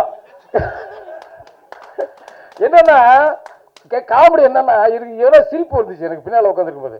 இந்த பிரச்சனைகள் காரணம் காவல்துறை, அரசியல். ஒரு ஓரத்துல எங்கேயாவது ஒரு காக்கா உட்காந்து கரண்ட் போனா அதுக்கு மூக்காவ காரணம் என்னங்க நியாயம் இது? ஒரு பேசுறது மீனிங் இருக்கணும். இங்கேருந்து போயிட்டே இருக்கோம், அங்க ஒருத்த கொண்டு வச்சா அதுக்கு என்ன பண்ண முடியும்? இந்த தமிழ்நாட்டில், இந்தியாவில், உலகத்துல எல்லாம் சொல்றான், அடுத்த செகண்ட்ல இந்த தமிழ்நாட்டில் உள்ள போலீஸ்காரனை கரெக்டா பிடிக்கிறாங்கன்னு. அது இங்கே தேவையில்லாத டாபிக். அதுக்கு சொல்ல வரேன், அவருக்கு பதில் சொல்றதுக்காக சொல்ல வரேன். ஆனா உண்மையில அருமையான ஒரு கிரியேட்டர்ஸ். மகேந்திரனுடைய பெரிய ரசிகர் தான். அந்த தம்பிகிட்ட எல்லா திறமையும் இருக்கும். ஆடல் இருக்கும், பாடல் இருக்கும், நடனம் இருக்கும், அதை விட எளிமை இருக்கும், பணிவு இருக்கும், எல்லா திறமையும் ஒன்னா சேர்ந்து இருக்கும். அவங்கிட்ட விருதுகள் இன்னும் பல குவிந்திருக்கும். நல்ல பலத்தை கை தட்டுங்க. ஏன்னா அவ்வளவு திறமைக்காரன். என்னவோ பிரச்சனை, எங்கேயோ பிரச்சனை மாதிரி தான். அந்த மாதிரி கேஸ் தான் அவரெல்லாம். இளையராஜாங்கிற இசைஞான உலகத்திலே பெரிய மியூசிக் டைரக்டர் தான். 25,000 பேர் கலந்துக்கிட்ட அவரோட அந்த போட்டியில தங்கப்பண்ண வாங்கின ஒரு கவிஞர், நிறைய பெரிய பாட்டு எழுதுற அவர் நான் தான். என்ன இதான் ஒரு நமக்கு இலக்கு வேற எங்க ஓடிக்கிட்டு இருப்போம். எங்க இப்ப நண்பர் சிரிக்கிறாங்க, எல்லாம் பத்திரிகை நண்பர்கள். அதனால யாரையுமே தீர்மானம் பண்ண முடியும். இங்க உள்ளுக்குள்ளே எத்தனை பேர் தயாரிப்பாளர் சொன்னாங்க, இவரே நாளைக்கு பார்த்தா ஒரு எம்எல்ஏ கூட அமைச்சர் ஆகலாம். இவன் எப்படி விலகு போய் டப்புன்னு மேல்மொழி ஆயிடுவான். யாரையுமே பார்த்தீங்கன்னா அதெல்லாம் வேற காலங்க. ஒருவரை பத்தி பாராட்டி சொல்லும்போது சொன்னாங்க, யார் திருமலை அண்ணன் சொன்னார், ரொம்ப பணிவா இருக்காரு, பந்தம் இல்லாம இருக்காரு, ஓடுறாரு, அவரே எல்லாமே டீ கொடுக்குறாரு, அவரே தண்ணி கொடுக்குறாருன்னு. அதெல்லாம் ட்ரெண்ட் மாறிடுச்சு. இப்பெல்லாம் நான் தான் டைரக்டரு, ஏய் போயான்றான், நான் தான் எம்எல்ஏ அப்படிலாம் பந்தாலாம் பண்ண முடியாது. Come to the people, for the people, among the people, to the people. அதான் இங்க இருக்க முடியும். நீ பாட்டுக்கு அந்த இதெல்லாம் யாரு அல்ல அண்ணன் அண்ணன் குளிக்கிறாரு, ஏய் வெளியே வர சொல்ற, அதெல்லாம் வேற மாதிரி ஆயிடுச்சு. உலகமே மாறிக்கொண்டு போய் கொண்டிருக்கிறது. நீங்க இயக்குனர் பணிவாகவும் கனிவாகவும் அடக்கமாகவும் தொடக்கமாகவும் வெற்றியாகவும் இருக்கணும். அத்தனை அந்த அச்சுவை பத்தி அவரு வேற ஜீவாவே சொல்லிட்டார். அச்சுவோடைய பாடல்களை பற்றி சொல்லவே தேவையில்லை. அனைவருக்கும் வாழ்த்துகள். இந்த படம் எப்படி பிரமாண்ட வெற்றிகளை பெறப்போகுது என்பது இந்த தீர்ப்பு எழுதக்கூடிய நீதிபதிகள் இங்க ஒரு 75-80 பேர் உட்கார்ந்துருக்கீங்க. நான் சொல்றேன் உங்களுக்கு, எனக்கு எழுதிக்கிறீங்க, எழுதிக்கங்க. பிரம்மாண்ட வெற்றிகளை பெறப்போகிறது. காரணம் புதுமை, அருமை, சிறப்பு. வணக்கம். கரா திரைப்படத்தின் ஆடியோ லான்ச் இப்ப நடக்க இருக்கிறது. மே 15 அன்னைக்கு நடக்கிற வெளியிடுற இந்த மூவியை நீங்க எல்லாரும் பார்த்து சப்போர்ட் பண்ணும் அப்படின்னு சொல்லி கேட்டுக்கொள்கிறேன்.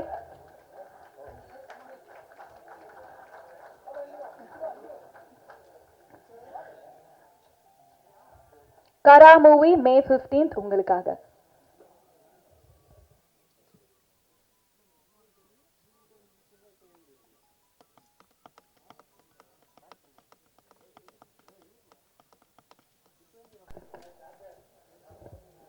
அனைவருக்கும் காலை மற்றும் மதிய வணக்கம். அற்புதமான விழாவிற்கு என்னை அழைத்ததற்கு மிகப்பெரிய நன்றி. கண்டிப்பாக பிரேம்நாத் சாருக்கு தான் நான் சொல்லிக்கணும். ஏன்னா அந்த ஒரு மனிதர் மீடியா மேலே மட்டும் இல்லாமல், திரைப்படங்கள் மட்டும் இல்லாமல், பாடல்கள் மட்டும் இல்லாமல்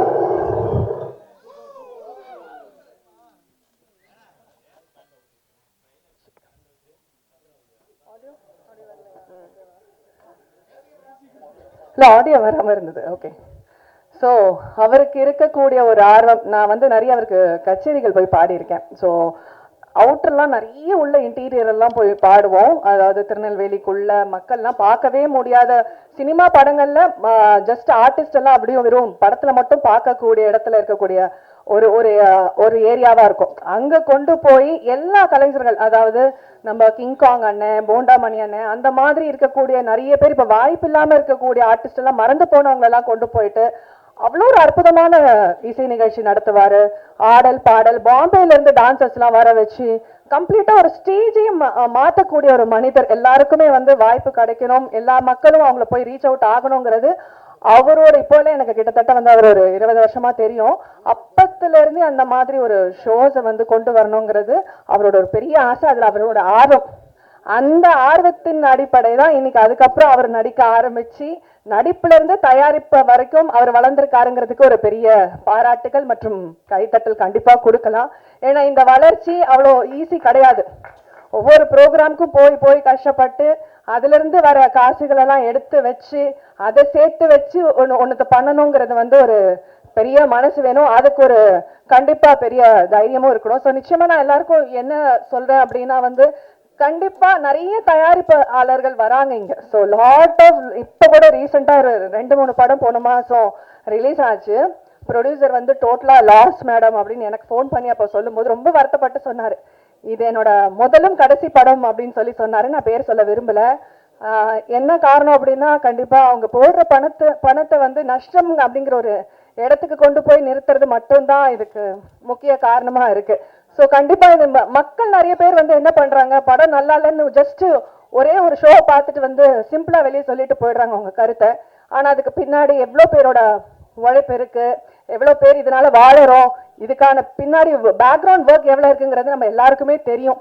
ஸோ கண்டிப்பா ஓடிடியில மட்டும் உட்காந்து படம் வந்தா பார்த்துக்கலாம் அப்படின்னு இல்லாம திரைப்படங்கள்ல போய் கண்டிப்பா தியேட்டர்ஸ்ல போய் படத்தை பார்த்து நம்மளால முடிஞ்ச ஒரு கான்ட்ரிபியூஷன் கொடுத்தீங்கன்னா தயாரிப்பாளர்கள் பின்தங்கி இருக்க மாட்டாங்க. மறுபடியும் படங்கள் வாய்ப்புகள் வந்துகிட்டே இருக்கும், எடுத்துக்கிட்டே இருப்பாங்க, நிறைய பேர் வாழலாம். ஸோ நிச்சயமா நான் அதை முக்கியமா இங்க சொல்ல விரும்பிக்கிறேன். ஏன்னா நான் வீட்டில் இருக்கவங்களும் சொல்லுவாங்க ஓடிடியில் எப்படியும் வரும் பார்த்துக்கலாம் விடு, இப்போ எதுக்கு தேட்டருக்கு போய் செலவு பண்ற அப்படின்றாங்க. ஸோ ப்ளீஸ் அதை பண்ணாதீங்க, கண்டிப்பா தேட்டர்ல பாருங்க. என்ன இந்த விழாவிற்கு அழைத்ததற்கு மிகப்பெரிய நன்றி. மேடையில் இருக்கிற அனைத்து ஜாம்பவான்களுக்கும் பெரிய நன்றிகள். கரா படத்துக்கு ஒரு பெரிய வாழ்த்துக்கள். தேங்க்யூ.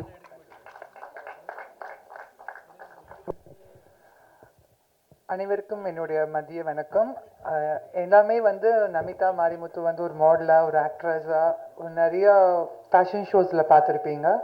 பட் இந்த படத்துல ஒரு சிங்கரை இன்ட்ரடியூஸ் பண்ணியிருக்காங்க. ரொம்ப ரொம்ப ரொம்ப ஹாப்பியா இருக்கு. இந்த வாய்ப்பு கொடுத்த டைரக்டர் சாருக்கும், அதுக்கப்புறம் மியூசிக் டைரக்டர் அச்சு, அவங்க எல்லாத்துக்குமே என்ன சொல்றதுன்னு தெரியல. பிகாஸ் எனக்கு ரொம்ப நாள் ஆசை என்னோட வாய்ஸ் ஒரு படத்துல ஒரு பாட்டுல கேட்கணும், அது நிறைவேற்றி கொடுத்துருக்காங்க. அதுவும் இல்லாம இந்த படம் அவங்க சொன்ன மாதிரி நானும் அவங்க கூட டிராவல் பண்ணிட்டு இருந்தேன், ரொம்ப வருஷம் டிராவல் ஆன படம். ஸோ அட் லாஸ்ட் இந்த படம் ரிலீஸ் ஆக போகுது நினைக்கிறப்ப எனக்கு ரொம்ப ரொம்ப சந்தோஷமா இருக்கு. அண்ட் என்டையர் டீம் ஆஃப் கராக்கு என்னோட ஆல் த பெஸ்ட். கண்டிப்பா மக்கள் இந்த படத்தை தியேட்டர்ல போய் பார்த்து ஆதரவு கொடுங்க. நன்றி, வணக்கம். எல்லாருக்கும் வணக்கம். மேடையில் இருக்கவங்களுக்கு, எதிர்க்க உட்காந்துருக்கவங்க எல்லாருக்கும் வணக்கம். ஸோ கரா, இது கரா வந்து என்ன லாங்குவேஜ்னு சொல்லி யோசிப்பீங்க. அது என்னடா கரான்னு டைட்டில் வச்சுருக்காங்களே, இது தமிழா இல்லை வேறு ஏதாவது லாங்குவேஜான்னு. ஆக்சுவலாக கரா வந்து ஒரிஜினல் தமிழ், ஒரு தமிழ் பெயர். கரானா என்ன அர்த்தம்னா ஆண் முதலை. ஸோ நாங்கள் முதலை வச்சு படம் எடுத்ததுனால ஸோ டைரக்டர் தேடி பிடிச்சி வச்ச டைட்டில் வந்து கரா. சரிங்களா? இந்த படத்தை பற்றி சொல்லணும்னா ஃபஸ்ட்டு ஹீரோவை பற்றி சொல்கிறேன். புன்னகை மன்னன், சிரிச்சா எல்லாருக்கும் பிடிக்கும். அவர் வந்து ஒரு ஒரு முழுமையான நடிகன். அதாவது சும்மா வந்து அழுதுட்டு போகிறது, சிரிச்சிட்டு போகிறது இப்படிலாம் கிடையாது. ஸ்பாட்டுக்கு வருவார், வந்தோடனே அப்படி ஒரு இந்த சச்சின் டெண்டுல்கர் வந்தால் எப்படி ஃபுல்லாக அப்படி அங்கே ஃபுல்லாக திரும்பி பார்ப்பார், அது மாதிரி திரும்பி பார்ப்பார். எதுக்கடா இவர் திரும்பி பார்க்குறாருன்னு பார்த்தா, நான் எங்கெங்கே லைட் வச்சுருக்கேன்னு பார்ப்பார். இவர் எங்கெங்கெல்லாம் லைட்டு ஃபிக்ஸ் பண்ணியிருக்காரு அதுக்கு ஏற்ற மாதிரி வந்து பர்ஃபார்மன்ஸ் கொடுப்பார். அது வந்து அவ்வளோ ஈஸியாக யாரும் பண்ண மாட்டாங்க, எவ்வளோ பார்த்துருக்கோம். ஸோ எங்களால் வந்து ஒரு மைன்யூட் லைட்டிங் வந்து தம்பி வச்சு பண்ண முடியும். அதுதான். ஸோ இந்த தம்பி இருந்தால் எங்களுக்கு வந்து வேலை ஈஸி. எங்களால் வந்து அதிகமாக கிரியேட் பண்ண முடியும். ஒரு அருமையான ஃபோட்டோகிராஃபி வரும். ஒரு சிலர் வந்து புதுசாக வராங்க, நிறைய படங்கள் நடிச்சிருக்காங்க, பட் அவங்களுக்கு இந்த சென்ஸ் இருக்காது. ஸோ நாங்கள் வந்து ஃப்ளாட்டாக லைட் பண்ண வேண்டியது இருக்கும். சரி எங்கன்னா போங்க, என்ன பண்ணிக்கோங்க, உங்கள் ஃபேஸில் வந்து லைட் இருக்கும். அது மாதிரி ஒரு அருமையான நடிகன். அது மாதிரி வந்து இப்போ பேசினார் பார்த்தீங்களா, ஒரு 5 வருஷம் கழிச்சு, தம்பி இந்த இடத்துல வந்து பேசுனீங்களே, இந்த ஒரு டைலாக் பேசுனீங்களா, அப்போ என்ன ஆக்ஷன் கொடுத்தீங்கன்னு கேட்டால் கரெக்டாக சொல்லுவார். அந்தளவுக்கு ஒரு டேலண்டானவர். இப்போ நாங்கள் வந்து ஒரு ஒரு ஒரு பொசிஷன் அவருக்கு கொடுத்துட்டோம்னா, இப்போ வந்து நாங்கள் வந்து ஒரு அவங்கள வந்து நீங்கள் வந்து ஸ்ட்ரைட்டாக அப்படியே நின்று பேசுகிற மாதிரிலாம் அப்படி நடிக்கிற மாதிரிலாம் பார்ப்பீங்க. அப்படிலாம் கிடையாது. காலை திடீர்னு விரிச்சு நிற்க வைப்போம் ஹைட்டுக்காக, திடீர்னு ஸ்டூலை போட்டு மேலே ஏறி நிற்க வைப்போம். அதெல்லாம் உங்களுக்கு தெரியாது. ஸோ நான் வந்து ஃபோட்டோகிராஃபி பண்ணும்போது என்ன பண்ணுவேன்னா, ஃபஸ்ட்டு வந்து பேக்ரவுண்டை வந்து செலக்ட் பண்ணிடுவேன். செலக்ட் பண்ணிட்டு அதுக்கப்புறம் ஆர்டிஸ்ட்டை நடிக்க வைப்பேன். இப்போ மகிக்கு வந்து நாங்கள் வந்து ஒரு ஃப்ரேம் ஒன்று கொடுத்துட்டோம்னா ஃபிக்ஸ் பண்ணிவிடுவார். அதுக்கப்புறம் எப்போ கூப்பிட்டு வந்தாலும் அந்த இடத்துல வந்து மகி இந்த அங்கே பண்ணோமே அது வந்து இப்போ பண்ணணுன்னா கரெக்டாக நிற்பாப்புல, பர்ஃபெக்டாக நிற்பாப்புல, நின்றுட்டு ஆனால் ஓகே வேணான்னு கேட்பாப்புல. என்னடா இது, எப்படி இது சாத்தியம், என்ன பண்ணுறாருன்னு சொல்லிட்டு நானும் வந்து அப்படியே செக் பண்ணேன். ஒரு நாள் என்ன பண்ணுறாப்புலன்னு செக் பண்ணேன். நான் கண்டுபிடிச்சிட்டேன் மகி என்ன பண்ணுறாப்புலன்னு. அதை வந்து நான் கண்டிப்பாக சொல்ல மாட்டேன். ஒரு பொசிஷன் பிடிக்கிற டெக்னிக்கை வந்து நான் கண்டுபிடிச்சிட்டேன். ஸோ அப்படி ஒரு அதுதான் நடிப்புனா, அதுதான் வந்து நீங்கள் வந்து சும்மா வந்து நடிச்சுட்டு ஸ்க்ரீன் மேலே நடிச்சுட்டு போகிறது கிடையாது. ஸோ நம்ம என்ன பண்ண போகிறோம், ஸோ எதுக்காக லைட்டிங் பண்ணுறாங்க, ஸோ நம்ம அதுக்கேற்ற மாதிரி எப்படி பர்ஃபார்ம் பண்ணோம், எதிர்க்க இருக்கவங்க மேலேயே வந்து ஷேடோ விடக்கூடாது, நம்ம மேலேயே அவங்க ஷேடோ வரக்கூடாது, அதுக்கேற்ற மாதிரி எப்படி பர்ஃபார்ம் பண்ணோம், இதெல்லாம் வந்து பார்த்து பண்ணக்கூடிய ஒரு பர்ஃபெக்டான ஒரு ஹீரோ வந்து மகி. அப்புறம் அடுத்து வந்து ஒரு நேரம் கருதி பின்னால் தலைவர் சொல்லிட்டு இருக்காரு. ஸோ இதில் வந்து பார்த்தீங்கன்னா எல்லா டெக்னீஷியனும் வந்து ஒரு சிறப்பான டெக்னீஷியன்ஸ். அதனால் வந்து படம் மிக சிறப்பாக வந்திருக்கு. தனித்தனியாக எல்லாரையும் வந்து பாராட்டணும்னு எனக்கு இருக்குது. ஆனால் இப்போ டைம் கருதி முடியல. அச்சுராஜாமணி சார் வந்து அசால்ட்டாக வந்து இப்போ சூரியவன்ஷி எப்படி சிக்ஸர் அடிக்கிறாரோ அது மாதிரி அடிக்கக்கூடியவர். ஆசரவே மாட்டார், பேட்டுக்கு அசால்ட்டாக தட்டி விட்டு போயிட்டே இருப்பார். அதை மாதிரி ஒருத்தர். அது மாதிரி எங்கள் ஆர்ட் டைரக்டர் வந்து பார்த்தீங்கன்னா ஏகப்பட்டது பேசியிருக்காரு எங்ககிட்ட. ஆனால் வாயில் பேசலை, கண்ணுலேயும் பேசலை. ஏதாவது சொன்னா என்ன பண்ணுவார், டக்குன்னு வந்து பேப்பரில் வந்து வரைஞ்சி கொடுத்துருவார். ஏகப்பட்ட கொயராக பேப்பர் வாங்கி கொடுத்து, அவ்வளோ வந்து டயக்ராம் போட்டு கொடுத்து, தெர்மாக்கோலில் வந்து முதல்ல எங்கள் ஆஃபீஸில் கிடக்குது பெரிய பெரிய முதல்ல. நைட்டு வந்து எங்கள் டைரக்டர் வந்து ஒர்க் பண்ணிக்கிட்டு ஆஃபீஸ்லேயே வந்து படுத்துக்குனாருன்னா அந்த முதலே கட்டி பிடிச்சி தான் தூங்குவார். அப்படி அங்கே இருக்குது. அது மாதிரி டான்ஸ் மாஸ்டர் ராதிகா மாஸ்டர் பண்ணாங்க, பாலகுமார் மாஸ்டர் சூப்பராக பண்ணாங்க. வேறு யாரும் மிஸ் பண்ணதில்லை. கியாமியா என்னது கயாமியாவா என்ன பேர், கிமாயா வந்து ஐயோ அவங்கக்கிட்ட கிக்கு வாங்கினீங்கன்னா அவ்வளோதான், அடிச்சிருப்பாங்க பாருங்க kick. Otherwise I tell you to do here. அது மாதிரி சாய்பா ஹீரோயின், ரொம்ப அழகான ஹீரோயின், ரொம்ப சூப்பராக நடிச்சிருப்பாங்க. அந்த பேர் அவங்களுக்கு சாய்பா, சாயிற மாதிரி. அந்த சாயிறவங்களுக்கு வந்து எங்கள் தலைவர் ஒரு பாட்டு எழுதியிருப்பார் கருணாநிதி சார், நிமிர்ந்து நெல்னு. நிமிர்ந்து நெல் அவரோட வரி. ஸோ அவர் எப்பவுமே பார்த்தீங்கன்னா அந்த அந்த அந்த பாசிட்டிவிட்டி அவர் எழுதுனதோடனே நிமிர்ந்து நெல் எல்லாம் நிமிர்ந்து நெல்லுங்கடா எது குனிறீங்க அந்த மாதிரி அப்படி ஒரு ரைட்டரு. யார் யாரை மிஸ் பண்ணேன்னு தெரில. டைரக்டர் வந்து அவரை பற்றி சொல்லவே வேண்டாம். தொப்பி போட்டுக்கிட்டே இருப்பார். ஏன்னா அவ்வளோ அது மூளையை பாதுகாக்கிறார் அவர். அப்படி ஒரு மூளைக்காரன். நாங்கள் பேசிக்கிறதே வந்து பார்த்தீங்கன்னா டிஸ்கஷனே வந்து நம்ம காரி துப்பிக்கலாமான்னு தான் கேட்பார். ஸோ நாங்கள் பேசுறது வந்து ஆளுக்காள் வந்து காரி துப்பிக்குவோம். அவரும் அவருடைய கோ டைரக்டர் ராமச்சந்திரன் பயங்கரமாக காரி துப்பிக்குவாங்க. எங்கள் மேலாம் உழும் பக்கத்தில் இருக்கும்போது. அது மாதிரி எல்லாமே வந்து காரி துப்புறது தான். சரி மேடையில் வந்து என்னை கொஞ்சம் காரி துப்பிடுங்க நல்லபடியாக.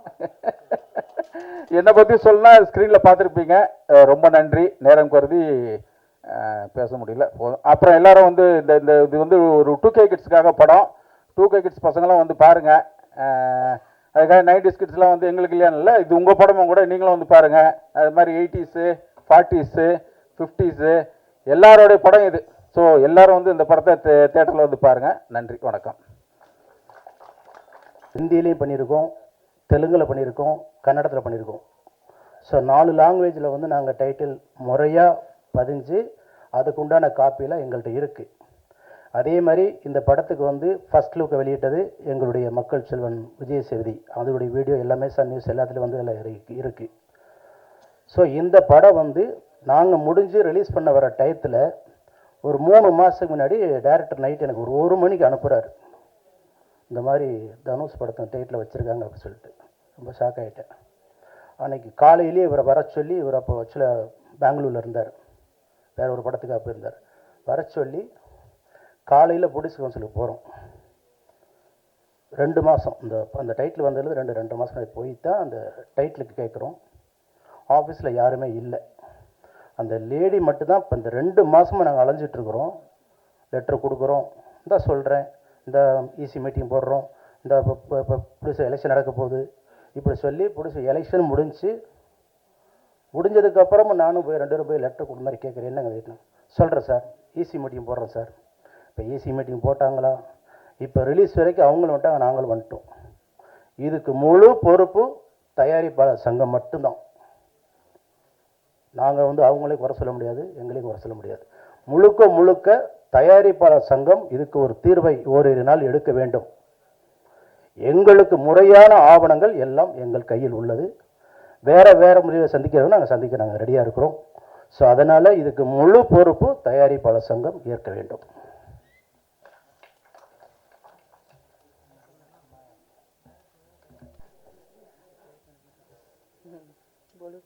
Om Namah Shivaya.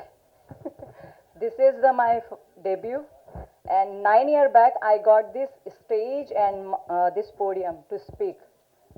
It was very long journey for me, not easy even. So thank you, Avatar sir, you choose me, and for him I can say just a content creator and a good quality man. अगर ये movie 10 साल बाद भी release होती तब भी hit होती. So must watch Candy, Kara movie. I'm playing a Candy role, and I want to say thank you to my mom, dads. They give me a good strength and powerful aura. Then I sustaining in the industry. It's not easy. Everyone sitting here, they knows our journey. So thank you very much, and I want to say thank you to our producer sir, Salim sir and Rajesh sir, and Jeeva, Mahendran, Saiba. We worked together. We was I see I'm shaking now. This is my first ever debut, and I'm very happy. And thank you to covering us, and must watch Kara movie. Thank you. Thank you. அனைவருக்கும் வணக்கம். Press media எல்லாருக்கும் வணக்கம். நான் உங்களை பற்றி லாஸ்ட்டாக பேசுகிறேன். Mahendar, I root for you. I love you. This film will be a blockbuster for you. I'm manifesting that. And he's such a hard worker. மகேந்திரனுக்காக இந்த படம் வந்து 100 நாள் இல்லை 200 நாள் ஓடணும். So thank you for that. And நம்ம டெக்னீஷியன்ஸ் கேமராமேன் சாராக இருக்கலாம், ஆர்ட் டைரக்டராக இருக்கலாம், உங்களோட ஹார்ட் ஒர்க்லாம் வந்து அன்எக்ஸ்பிளைனபிள் அண்ட் அன்இமேஜினபிள். இந்த மாதிரி ஒரு ஸ்கோர் சப்ஜெக்ட்டுக்கு இந்த மாதிரி வந்து ஒரு ஒர்க் பண்ணுறதுன்றது சாதாரணமான விஷயம் கிடையாது. ஸோ உங்களுக்கு எல்லாருக்குமே என்னோட வாழ்த்துக்கள். God bless you all. To all the other artists, my wishes to you all. அதே மாதிரி ஜீவா பிரதர் பற்றி பேசணும். எனக்கு ஒரு நாளைக்கு பிளைண்டாக இருப்பேன். ஐ வாஸ் ஜஸ்ட் ரெக்கார்டிங்கில் இருக்கும்போது எனக்கு ஒரு நாள் கால் வருது. எனக்கு கால் பண்ணிவிட்டு உங்கள் என்ன பண்ணி வச்சுருக்கீங்கன்னு அப்படின்னு யாருக்கு அந்த கால் உங்களுக்கு. ஸோ என்ன பண்ணி வச்சுருக்கீங்கன்னு கேட்டுட்டு and he was talking about the song. அது ஒரு intricate details வந்து ரொம்ப பக்தி போல இருக்கு.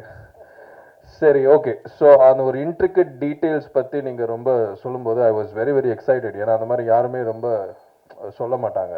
So but thank you so much for that and you have done a terrific role. இதில் ரொம்ப ரொம்ப ஹாப்பி ஃபார் யூ. அண்ட் என்னோட டைரக்டர் பற்றி நான் பேசியே ஆகணும். எனக்கு வந்து டைரக்டர் வந்து எனக்கு மகேந்திரன் மூலியமாக தான் தெரியும். எனக்கு மகேந்திரன் எனக்கு கால் பண்ணிவிட்டு, அண்ணா நீங்கள் இந்த படம் பண்ணியே ஆகணும், உங்களுக்கு நான் ஒரு சாய்ஸ் கொடுக்க மாட்டேன் அப்படின்னாரு.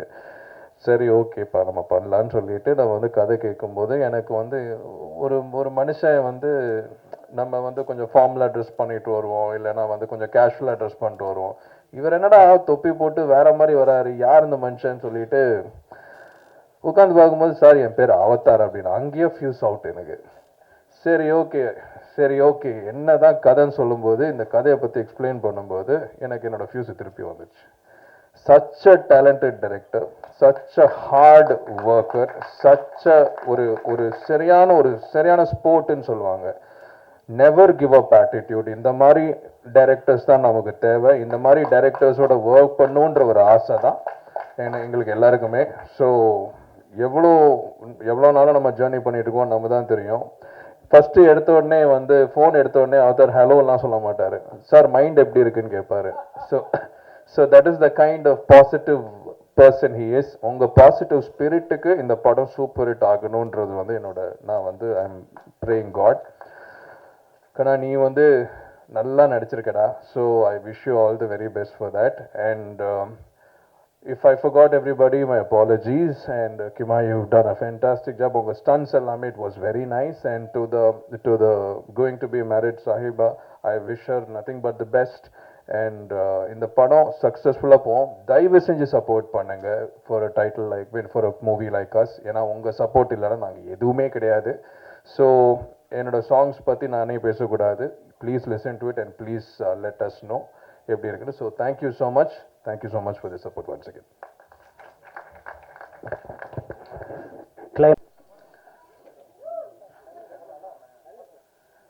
வந்திருக்கிற மீடியா நண்பர்கள் எல்லாருக்கும் வணக்கம். வந்திருக்க சீஃப்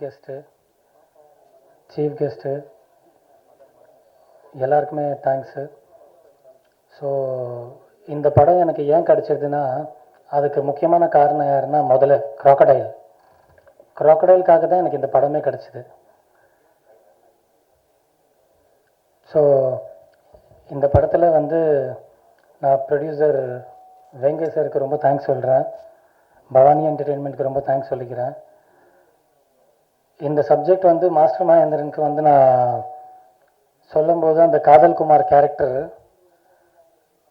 அவர் வந்து கம்ப்ளீட்டாக இதை உள்ளே வாங்கி, இந்த ரோல் வந்து நான் அவர்கிட்ட சொன்னது எக்ஸாம்பிள் என்னென்னா, சுமார் முஞ்சி குமார் சேம் அந்த கேரக்டரோட அடாப்டேஷன். அதை அவர் ரொம்ப பியூட்டிஃபுல்லாக உள்ளே வாங்கி ரொம்ப நல்லபடியாக பண்ணி எனக்கு ரொம்ப சப்போர்ட் பண்ணார். அவரை ஓகே பண்ணுறதுக்காக நாங்கள் தேராதூன் வேறு போயிருந்தோம். ஸோ இந்த அளவுக்கு இருந்தது. ஆனால் அவர் வந்து இப்போ மியூசிக் டைரக்டர் யாரை போடலான்னு சொல்லும்போது, அச்சுராஜ்மணி போடலான்னு சொல்லும்போது, சார் அது அவர் சம்பளம் நமக்கு எப்படி சார் ஒர்க் அவுட் ஆகும், நம்ம பட்ஜெட் ஒரு ரேஞ்சில் இருக்கே சார், அதை நான் பார்த்துக்கிறேன் அப்படின்னு சொல்லி, சரி அதுக்கப்புறம் அவர்கிட்ட பேசி சப்ஜெக்ட் சொன்னதுக்கப்புறம் சம்பளம்லாம் ஒன்றும் ப்ராப்ளம் இல்லை அப்படின்னு சொல்லி, அவரோட சம்பளம் என்ன இருக்கோ அதெல்லாம் மைண்டில் வச்சுக்காம, இந்த சப்ஜெக்ட் நான் பண்ணோம், நான் உங்களுக்கு சப்போர்ட் பண்ணுறேன் அவதாருன்னு சொல்லிட்டு கம்ப்ளீட்டாக பேக்ரவுண்ட் மியூசிக்லேருந்து ஒரு விஷயத்துக்கும், அந்த பேக்ரவுண்ட் மியூசிக் பண்ணும்போது கூட அந்த காதல் குமாரோட கேரக்டருக்காக அவர் சிரிச்சுக்கிட்டே பண்ணிக்கிட்டு இருப்பார். என்ன அவதார் இப்படின்னு சொல்லிட்டு ரொம்ப சப்போர்ட் பண்ணியிருக்காரு. அப்புறம் ஜீவா சார் அவர்கிட்ட போய் நடிக்கும்போது சொல்லும்போது சார் நீங்கள் நடிக்கணும் அப்படின்னு சொல்லிட்டு என்னப்பா என்ன ரோல் ஹீரோ அப்படின்னு சொல்லும்போது இல்லை சார் நீங்கள் வில்லனாக நடிக்கணும் அப்படின்னு சொல்லும்போது அவர் பண்ணுற காமெடி, அவர் பண்ணுற அந்த சீரியஸ்னஸ்ஸு, இல்லை சார் நீங்கள் வில்லனாக தான் சார் நடிக்கணும் அப்படின்னு சொல்லிட்டுப்பா நல்லா இருக்காது அப்படின்னு சொல்லும்போது சார் இல்லை சார் ப்ளீஸ் பண்ணி ஆகணும் சார் சொல்லி ரெக்வஸ்ட் பண்ணி அந்த ரோல் ஸோ ஃபைனலாக அவர் அந்த ரோல் ஒத்துக்கிட்டு அதை பண்ணிவிட்டு ஸோ அது ஒரு பேட்டர்னில் பண்ணோம். ஸோ சாய்பாஸ் பசின் நடிச்சிருக்காங்க இந்த படத்தில் அவங்களுக்கு ஒரு 3 பேட்டர்ன் ஆஃப் ரோல் இருக்குது. ரொம்ப நல்லா நடிச்சிருக்காங்க. கிமாயா நடிச்சிருக்காங்க. ஸோ கிமாயா கூட ரொம்ப நல்லா சப்போர்ட் பண்ணியிருப்பாங்க. சின்ன சின்ன சின்ன விஷயங்கள், நுணுக்கங்கள், ஒரு அவங்களுக்கு ஆக்டிங் பர்ஃபார்மன்ஸ் சொல்லும்போது ஒரு சின்ன சின்ன டீட்டெயிலிங் கூட அவங்க ரொம்ப நல்ல டீட்டெயிலாக போயிருக்காங்க. அதெல்லாம் நினைக்கும் போது ரொம்ப ப்ரௌடாக இருக்குது எனக்கு. இத்தனைக்கும் அவங்களுக்கு லாங்குவேஜே தெரியாது. ஸோ குல் ரஞ்சித் நடிச்சிருக்காரு. என் பொண்ணு ஒரு ரோல் பண்ணியிருக்காங்க. ஸோ நடித்தவங்க எல்லாருமே நான் எல்லாருக்கும் ரொம்ப தேங்க்ஸ் சொல்கிறேன். ஸோ டெக்னீஷியனில் பார்த்தீங்கன்னா கேமராமேன் வில்லியம் சார், ஃபோட்டோகிராஃபியில் வந்து ரொம்ப நல்ல ஹை குவாலிட்டியாக ரொம்ப புரிஞ்சுக்கிட்டு லைட்டிங்கோட சென்ஸு. நாங்கள் குஜராத்தில் ஷூட் பண்ணும்போது 5000 ஸ்கொயர் ஃபீட்டில் தண்ணி ஃபில் பண்ணியிருக்கோம். ஸோ அந்த 5000 ஸ்கொயர் ஃபீட்டில் தண்ணி ஃபில் பண்ணியிருக்கோன்றதுனால ரொம்ப காம்ப்ளிகேஷன்ஸ் இருக்கும். ஸோ லைட்டிங் கீழே செட் பண்ண முடியாது, லைட்டிங் மேலே தான் செட் பண்ணணும். அந்த விஷயத்தை ரொம்ப பியூட்டிஃபுல்லாக ஹேண்டில் பண்ணியிருக்காரு அவர். ஸோ ரொம்ப தேங்க்ஸ் சொல்லிக்கிறேன் சார். எங்களுக்கு யாருக்கும் எந்த விபத்தும் வராமல் ரொம்ப அழகாக ஹேண்டில் பண்ணி சினிமாட்டோகிராஃபர் பண்ணியிருக்காரு. ரொம்ப தேங்க்ஸ் சார். அப்புறம் எடிட்டர், ஜென்ரலாகவே வந்து நம்ம ஃபிலிம் வந்து ஒரு மாநாடு பேட்டர்னில் ரொம்ப நான் லீனியராக இருக்கும். ஸோ எடிட்டர் சார் வந்து எடிட்டிங்கில் வந்து பட்டை கிளப்பிட்டாரு. அந்த மாதிரி இப்போ ஒரு பேட்டர்னில் அவர் எனக்கு தெரிஞ்சு அவர்லாம் ஒரு ட்ரெண்டி எடிட்டர் நான் நினைக்கிறேன். கிரேசன் சார், சார் எங்கே இருக்கீங்க கிரேசன் சார்? ரொம்ப தேங்க்ஸ் சார். எனக்கு நீங்கள் ஒரு எடிட்டராக கிடைச்சதுக்கு ரொம்ப நன்றி சார். ஆர்ட் டைரக்டர் சார், ஜென்ரலாகவே ஆர்ட் டைரக்டர் சார் ஓகே ஆகிறதுக்கு முன்னாடி பிஎல் தேவா சாரை போட்டுடலாம் யாருன்னு கேட்டேன். அவர் இல்லை இவ்வளோ ஏஜ் ஆயிருக்கு அப்படி இப்படின்னு சொன்னாங்க, நமக்கு எப்படி செட் ஆகும் அப்படின்லாம் நான் கொஞ்சம் நெகட்டிவாக நினச்சிட்டு இருந்தேன். ஆனால் அவர் உள்ளே வந்ததுக்கப்புறம் அவரோட ஏஜ் தான் எங்களை காப்பாற்றிச்சுன்றது நான் 100% அதை நம்புகிறேன்.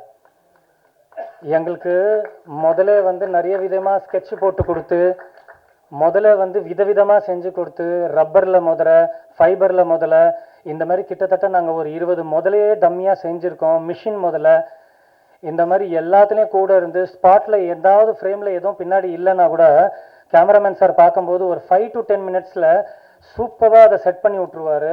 ரொம்ப தேங்க்ஸ் சார். உங்களால் நாங்கள் ரொம்ப பெருசாக தப்பிச்சிருக்கோம் சார். ஸோ இந்த படத்தை வந்து கொஞ்சம் ஓரளவுக்கு பெரிய ரேஞ்சுக்கு ஆக்குனதும் ஆர்ட் டைரக்டரை நம்ம சொல்லிக்கலாம். Fight master Michael miracle sir, அப்புறம் பில்டப் ரவி 2 பேர் ஃபைட் மாஸ்டராக பண்ணியிருக்காங்க. பட் மைக்கேல் மிராக்கல் சார் வந்து நமக்கு முதல்ல போர்ஷன் பண்ணல. முதல்ல போர்ஷன் வந்து நமக்கு பில்டப் ரவி பண்ணியிருக்காரு. ரொம்ப ஷார்ட் டைமில் அவரை ரொம்ப அழகாக புரிஞ்சுக்கிட்டு என்னோட பாதி ப்ரெஷர் அவர் தான் மேலே எடுத்துக்கிட்டு மாஸ்டர் மகேந்திரன் ஹீரோ எப்படி உல்ட்டா தொங்குறது அவரை ரொம்ப சேஃப்டியாக ஹேண்டில் பண்ணி முதல்ல போர்ஷன்ஸ்லாம் ரொம்ப வெரைட்டியாக பண்ணி ரொம்ப இதை வந்து ஒரு பெரிய படமாக ஆக்கி கொடுத்துருக்காரு. ரொம்ப நன்றி சார் பில்டப் ரவி சார்.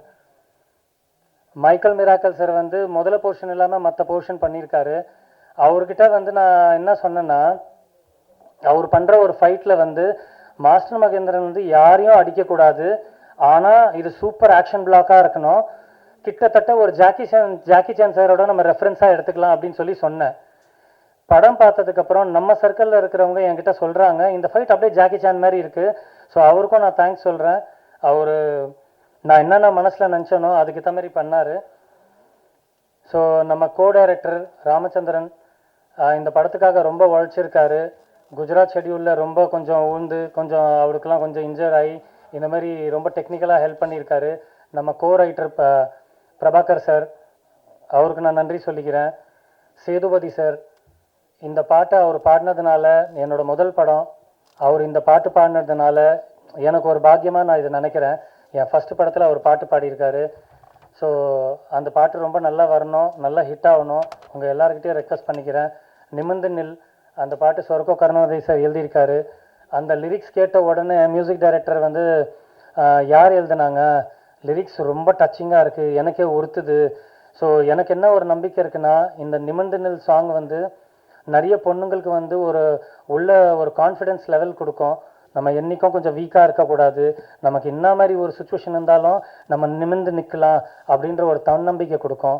மகளே சாங்கு, இந்த மகளே சாங் வந்து கேஜிஎஃப்ல அம்மா சாங் எழுதினவர் தான் கரால அப்பா சாங் எழுதியிருக்காரு மதுரை கவி. ஸோ மதுரை கவி சார் இன்னைக்கு வரல. அவர் கிட்டத்தட்ட அவர்கிட்ட நான் 6 சாங்கோட லிரிக்ஸ் வாங்கியிருக்கேன். அவர் ரொம்ப பியூட்டிஃபுல்லாக அதை எழுதி ரொம்ப பியூட்டிஃபுல்லாக அந்த சாங் வந்திருக்கு. அந்த சாங் வந்து என் பொண்ணு அந்த சாங்கில் பர்ஃபார்மன்ஸ் பண்ணியிருக்காங்க. குல் ரஞ்சித் அதில் பர்ஃபார்மன்ஸ் பண்ணியிருக்காரு. ஸோ இந்த சாங் வந்து ரொம்ப பெரிய ஹிட்டாக வரணுன்றது நான் எல்லாருக்கிட்டையும் ரெக்வஸ்ட் பண்ணுறேன். கிளாப்ஸ் பண்ண சாங் வந்து அச்சுராஜமணி சார் பாடியிருக்காரு, நமிதா மாரிமுத்து பாடியிருக்காங்க. இந்த ரேப் போர்ஷன் யார் பாடலான்னு அச்சுராஜமணி சார்கிட்ட டிஸ்கஸ் பண்ணும்போது நீங்கள் சொல்லுங்கள் அப்படின்னு நாங்கள் டிஸ்கஸ் பண்ணும்போது நமிதா மாரிமுத்து பாடினா நல்லாயிருக்கும்னு சொல்லி சரி பிளான் பண்ணலான்னு சொல்லி அவங்க பாடும்போது ரெக்கார்டிங் உள்ளே போயிட்டுருக்கு. அவர் சொல்கிறாரு, என்ன வாய்ஸ் அவதார் வாய்ஸ் இப்படி கத்தி மாரி இருக்கு வாய்ஸ்ன்னு சொல்லி, சூப்பர் ஷார்ப்பாக இருக்குன்னு சொல்லி அவருக்கு அவ்வளோ ஒரு சந்தோஷம். ஸோ தேங்க்ஸ், 2 பேருக்கும் தேங்க்ஸ் சொல்லிக்கிறேன். ஸோ சொர்க்கோ கருணாநிதி சார் உங்களுக்கும் தேங்க்ஸு. ஸோ மங்களம் கிரியேஷன் தான் இந்த படம் ரிலீஸ் பண்ணுறாங்க. ரொம்ப நன்றி சார், உங்கள் சப்போர்ட் எங்களுக்கு ரொம்ப ஸ்ட்ராங்காக கிடைக்கணும். ஸோ மாஸ்டர் மகேந்திரன் சார் உங்களுக்கு ரொம்ப நன்றி. இந்த படத்தில் இந்த கேரக்டரை, காதல் குமார்ன்ற கேரக்டரை நீங்கள் ரொம்ப பெருசாக ஹைலைட் பண்ணிட்டீங்க. நான் இந்த கேரக்டரைசேஷனை நீங்கள் எங்கேயோ கூப்பிட்டு போனதுக்காக நான் உங்களை லைஃப்லேயே மறக்க மாட்டேன். இன்னொன்று சில விஷயங்கள் என்னென்னா, ஷூட் முடிஞ்சதுக்கப்புறம் எனக்கு சின்ன விஷயத்துக்கு வந்து ப்ரொடக்ஷன் சைட்லேருந்து கொஞ்சம் இந்த ஷூட் பண்ணுறதுக்காக எனக்கு சில ஃபெசிலிட்டி கிடைக்கல. அந்த சீன் நான் பண்ணியே ஆகணுன்றதுக்காக இவருக்கு பர்சனலாக ஃபோன் பண்ணுறேன், சார் எனக்கு ஒரு 2-3 சீன் பண்ணணும் சார், ப்ரொடக்ஷனுக்கு தெரியாமல் பண்ணணும், கொஞ்சம் ஹெல்ப் பண்ணுங்க சார்ன்னு சொன்னேன்.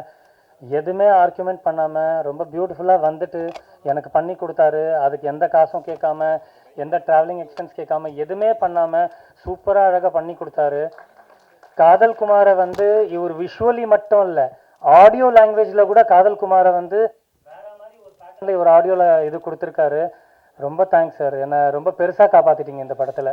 மியூசிக் டைரக்டர் சார் வந்து பேக்ரவுண்ட் ஸ்கோரில் வந்து ஒரு சின்ன விஷயத்துக்கு என்னை ரொம்ப பெருசாக எஸ்கேப் பண்ணிட்டாங்க. ஸோ இந்த படத்தில் எனக்கு கிடைச்ச எல்லா டெக்னீஷியனும் எனக்கு ரொம்ப மாஸ்டர் பீஸாக கிடச்சிருக்காங்க. என் உணர்வு, என் எமோஷன்ஸை ரொம்ப எக்ஸ்ட்ராடினரியாக என்னை புரிஞ்சுக்கிட்டாங்க. ஷூட்டிங் ஸ்பாட்டில் கூட எனக்கு எல்லா ஆர்டிஸ்ட்டும் ரொம்ப நல்லா சப்போர்ட் பண்ணாங்க. உங்கள் எல்லாருக்கும் நான் ரொம்ப தேங்க்ஸ் சொல்கிறேன். இந்த படத்தை வந்து நல்லபடியாக ஹிட் பண்ணுங்க. எல்லா சினிமாக்காரங்களுக்கு நான் மனமார்ந்த நன்றி சொல்கிறேன். ரொம்ப தேங்க்ஸ்.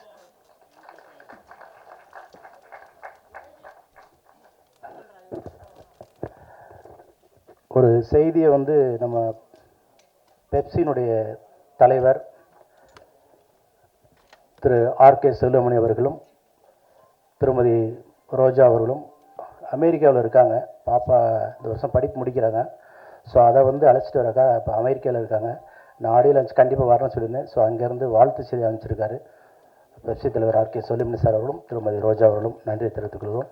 அதே மாதிரி இந்த நிகழ்வில் வந்து இங்கே வந்து காலையிலேருந்து அப்படியே எல்லாம் உட்கார்ந்து ரசிச்சுட்டு என்னுடைய சொந்தங்கள் திரு ரமேஷ், திருமதி ரமேஷ், முத்துலட்சுமி, மலர், தேவி, நன்றி. காஜா, ஆனந்த், பிரியங்கா, சந்திரசேகர், மற்ற எல்லோருமே நன்றி.